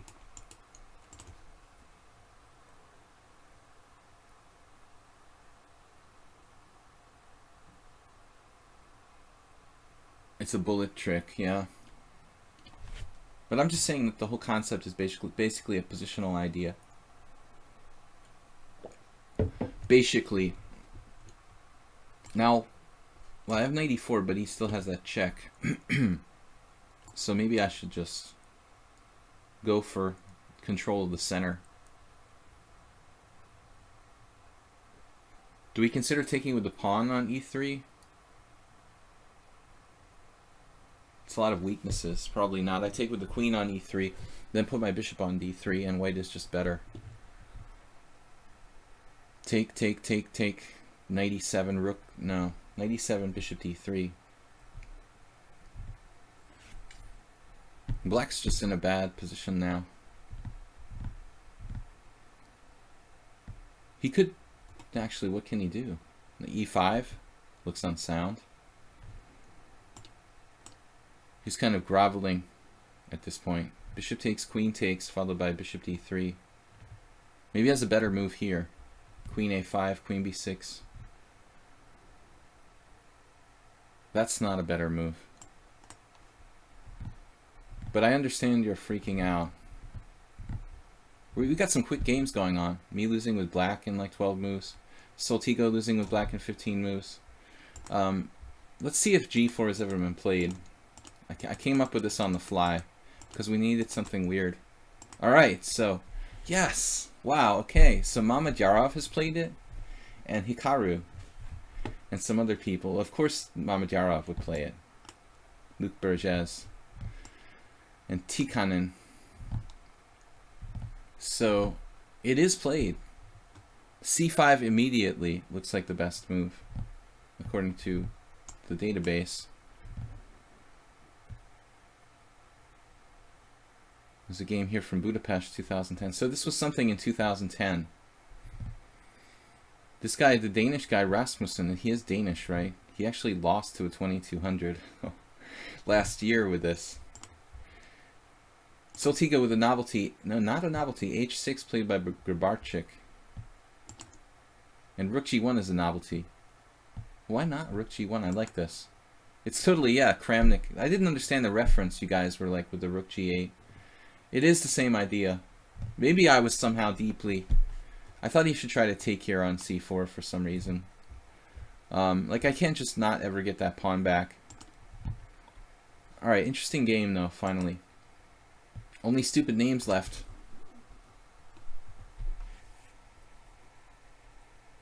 Afraid of my phantom attack. I got to go with 12-15, guys, so this might or might not be the last game, depending on how long it goes. Let's try something interesting, but not on move 1. Mamedyarov plays everything, you know. The crazier, the better. Against the Caro-Kann, you know, you wonder why.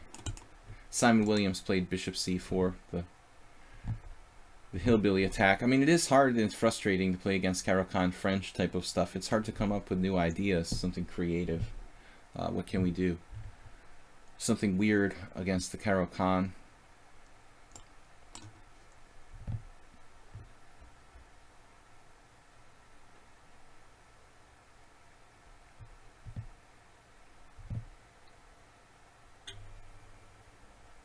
Queen f3. Isn't that a line? This is some weird variation. It's probably not very good for white, but it's known. Attacking f7.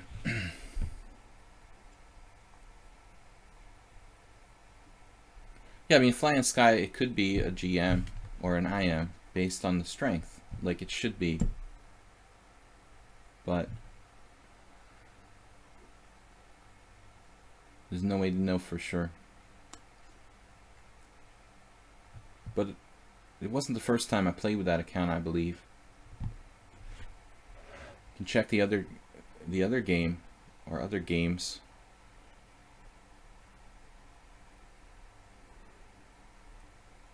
Or a Russian 7-year-old. The game like that. Too perfect.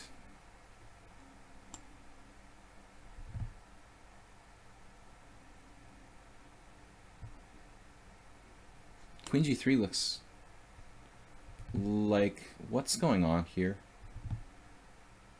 You're dropping a pawn on d4. But on knight 95, I'm going to have to walk a very careful tightrope.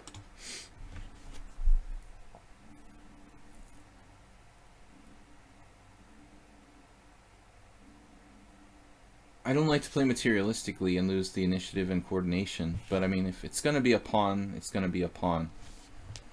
You got to have a good reason for me not to play knight takes d4.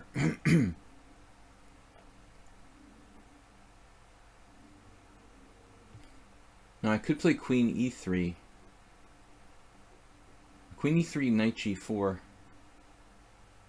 So I guess we go to c3. When I speak of coordination, this is what I'm talking about. Our pieces are not naturally coordinated here. The queen is in a very awkward position in order to not lose material back.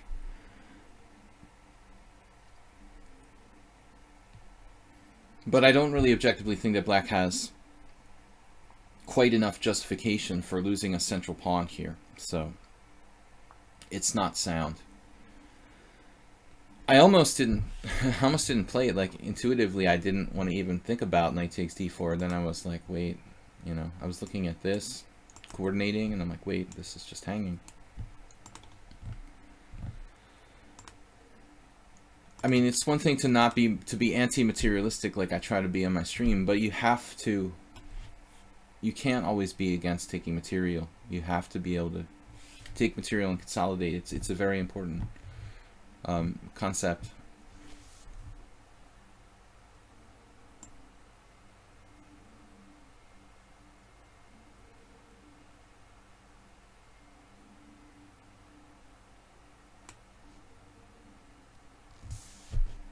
I had to just kind of double check any sort of secondary pawn sacrifices like c5 weren't good. There's the obvious, you know, trap here with bishop e4 at some point. that could be possible. But, I mean, this looks like it's just losing for black. Knight takes e6, though. Am I getting too greedy if I do that? Knight takes e6, bishop takes e6, queen takes e5. Bishop d6, black has a massive lead in development there. You know what I mean? Do you know what I mean? But I'm 2 pawns up against a massive lead in development. Knight takes e6. He could play it in a different way. Bishop takes d3 as well. Feels like it liberates his pieces, doesn't it? I think I shouldn't do that. Knight f3 is awkward. Well, which knight? Knight gf3?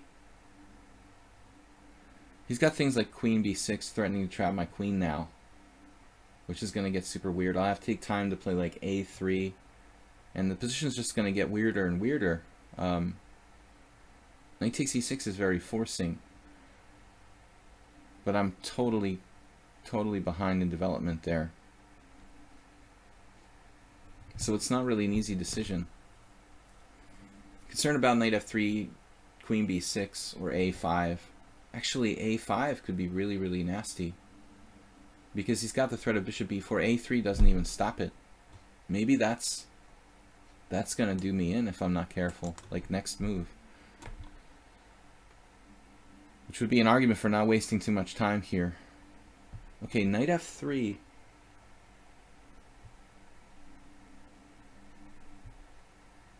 a5. Anyway, I've got queen takes e5.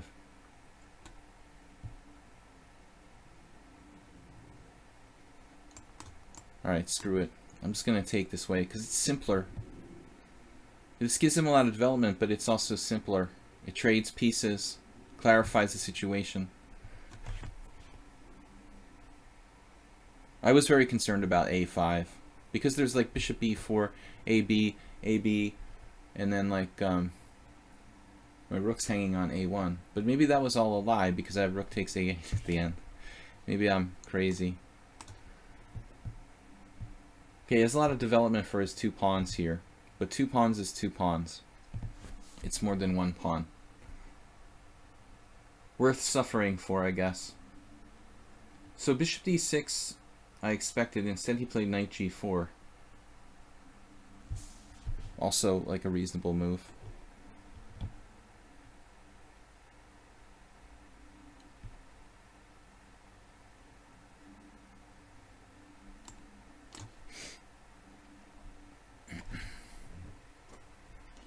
A bishop d6, bishop f4.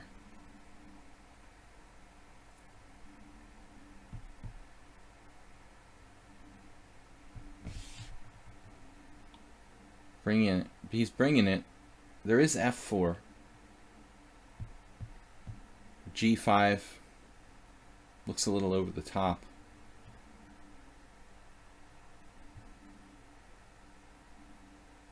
Bishop f4, take, queen somewhere, attacking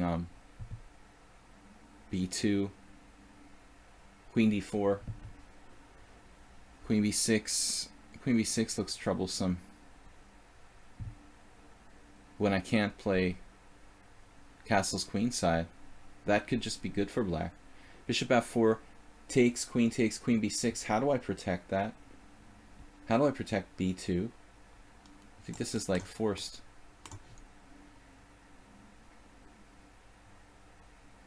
Very dangerous position suddenly.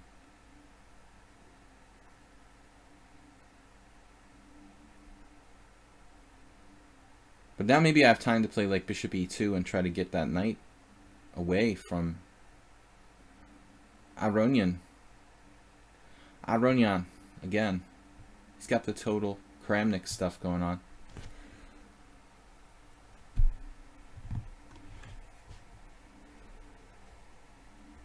Guys, tomorrow night it's subscriber stream. Thursday night, 7 p.m. CET. Bring some games to analyze.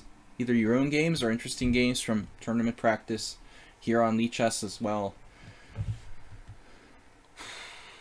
This was not what I expected. I was just sure he was going to play g5, but this might even be a better move. Who knows? Now I have to do what I did last game. The same thing. This very awkward having to protect f2 by putting the knight on a bad square. But I mean, it may have been that g5 is better. I was concerned about g5 followed by rook g8. You know, that's why I made the Kramnik reference, the theme of the day. g5, knight f3. Although maybe it's not that fast, his attack or whatever. But I thought g5, knight f3, rook g8, and he starts to have some tactical threats. I couldn't calculate it that well without enough time. We'll see after the game. I got no more challenges, so we're probably going to end the stream after this game.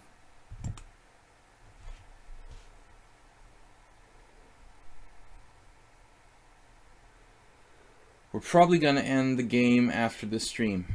5 more minutes. It's going to be 12:10 anyway. So thanks for challenges, guys. I got to leave early because, hey, that's a good move. I got to leave early because of the time change business. Maybe I'll sack my queen for 2 pieces and 2 pawns. How's that sound? H5 is an excellent move. 2 pieces, 2 pawns. It's like my game with Tushar yesterday. Queen takes g4, bishop takes g4, bishop takes g4. We got a knight, bishop, and 2 pawns for queen. Yesterday against Tushar, I had just 1 pawn and 2 pieces for the queen. This is like a bonus.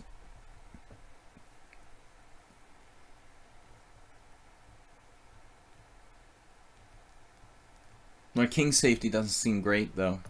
I'll probably like play queen f3. It's not necessary to sack the queen here. Impractical decision. So the time change thing kind of messed up my schedule. That's why I'm ending the stream 15 minutes early. I've got other stuff that's been moved up. It's only going to be like that for maximum 1 more week. And we'll go back to normal. Knight g5 is still not possible. Only stupid names left. Played this pretty well. f5? What's up with f5? You're gonna sack a piece? Wow. I could just develop. There's also knight to g5. No, I always keep thinking I have knight to g5, but I don't really.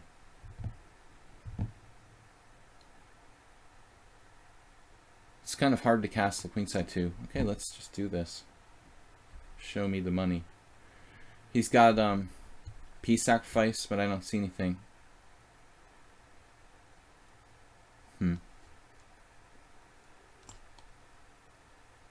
This will take some of the fluidity out of his structure.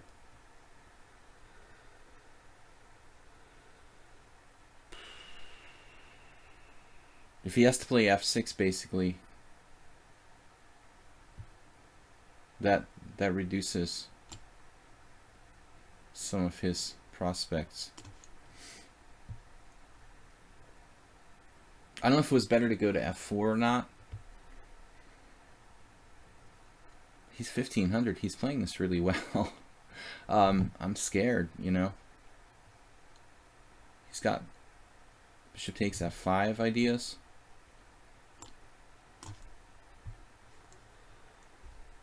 He's got some compensation. G6. G6 is really strong. Maybe I have to sack the exchange or something crazy. Or a couple pawns back. G6, knight f4, pawn takes pawn. That looks bad. He's just better after G6. 2 pawns down. Queen takes G6, sacks my queen again. Without G6, he's just lost. But with G6, he's probably better. He didn't play it. G8, wow. That move's not bad. I guess I should think about castling, huh? It's not bad, but it's not as good as G6 immediately.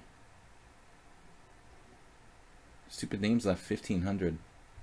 Nice dynamic game, man. Gotta give you credit. Really has a good feel for the initiative. Maybe like imprecise. A few moves are imprecise.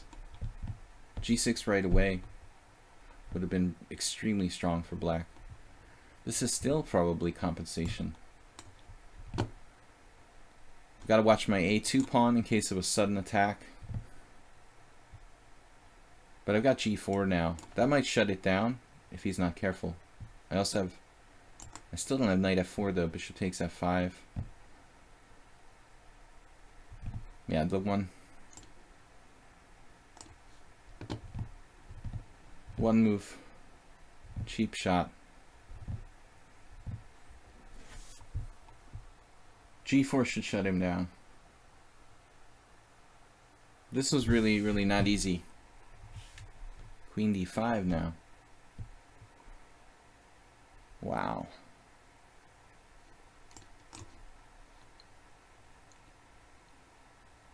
Transferal of advantages. Give a pawn back to try to consolidate. I don't really have another choice. He's got bishop takes F5. That move looked strong, but he opted for this instead. Now he's still down 2 pawns.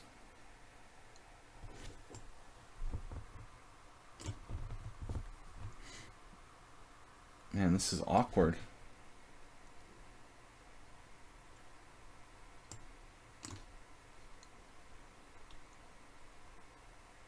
Still got play. Wow. So D4 and black is still in the game.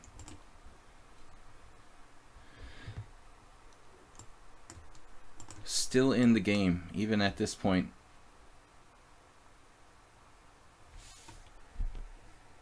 Knight G6. Maybe I sack the exchange. I don't even want to take on H8. I would prefer to just play like rook takes H1, I think. Apparently that's the best. Knight takes H8, bishop F3. Come on, mouse. Mouse is not letting me look at this. That's really irritating. Why is mouse not letting me look at this? Variation. It's not allowed. Okay, rook F1. And then I figured like bishop takes G4 or something. No, he has bishop G2. He's going to win a pawn back at least. Rook G1. Rook takes. It says even this. It's not that simple. I mean, I'm up 2 pawns, but it doesn't look like, it looks like likely I'm going to lose one of them, you know, so it's going to be kind of technical. Anyway, I thought it wasn't a bad game by black. Apparently I was worse. This has only rarely been played. Okay, so the engine really likes just playing it like a queen pawn game. Like you're playing the white side of some queen pawn game. It's a rope-a-dope system for white. It's not really correct, but it's probably not that bad either. But the engine is probably right in its assessment that, you know, the strong center gives black more space and he's slightly better. The queen F3 is a pretty rare line, basically. Queen F3. A lot of people play D takes E4, but I think this is one of those things where Caro-Kann players don't feel the Caro-Kann players don't feel comfortable with the structure changing to a different opening type of pawn structure. So the majority of cases black doesn't play D4. They're used to playing that D5 structure. Anyway, guys, we will be back tomorrow night with a subscriber stream. I will thank you for subscribing, for watching the stream, playing, and thanks Soltigo for moderating. I will be back at 7 p.m. tomorrow. Bring some interesting games to analyze, you know, even candidates games or whatever you guys want to go over. Just pick a game and send me a message on lichess. Tell me what it is. Again, thanks for watching. I'll upload the video to YouTube, my channel over there. Please subscribe if you haven't before. Video chess training on YouTube. I'd also like to just let everyone know that I have availabilities for a couple students if someone wants to take lessons. That's not always the case, so at the moment I do. If you're interested in some serious chess lessons, let me know. videochesstrainer@gmail.com. Also, thanks to everyone who supported the stream by subscribing.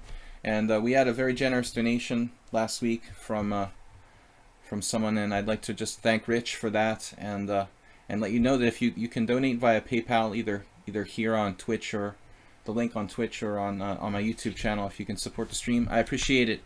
Thanks everyone. We will see you tomorrow night. Bye bye.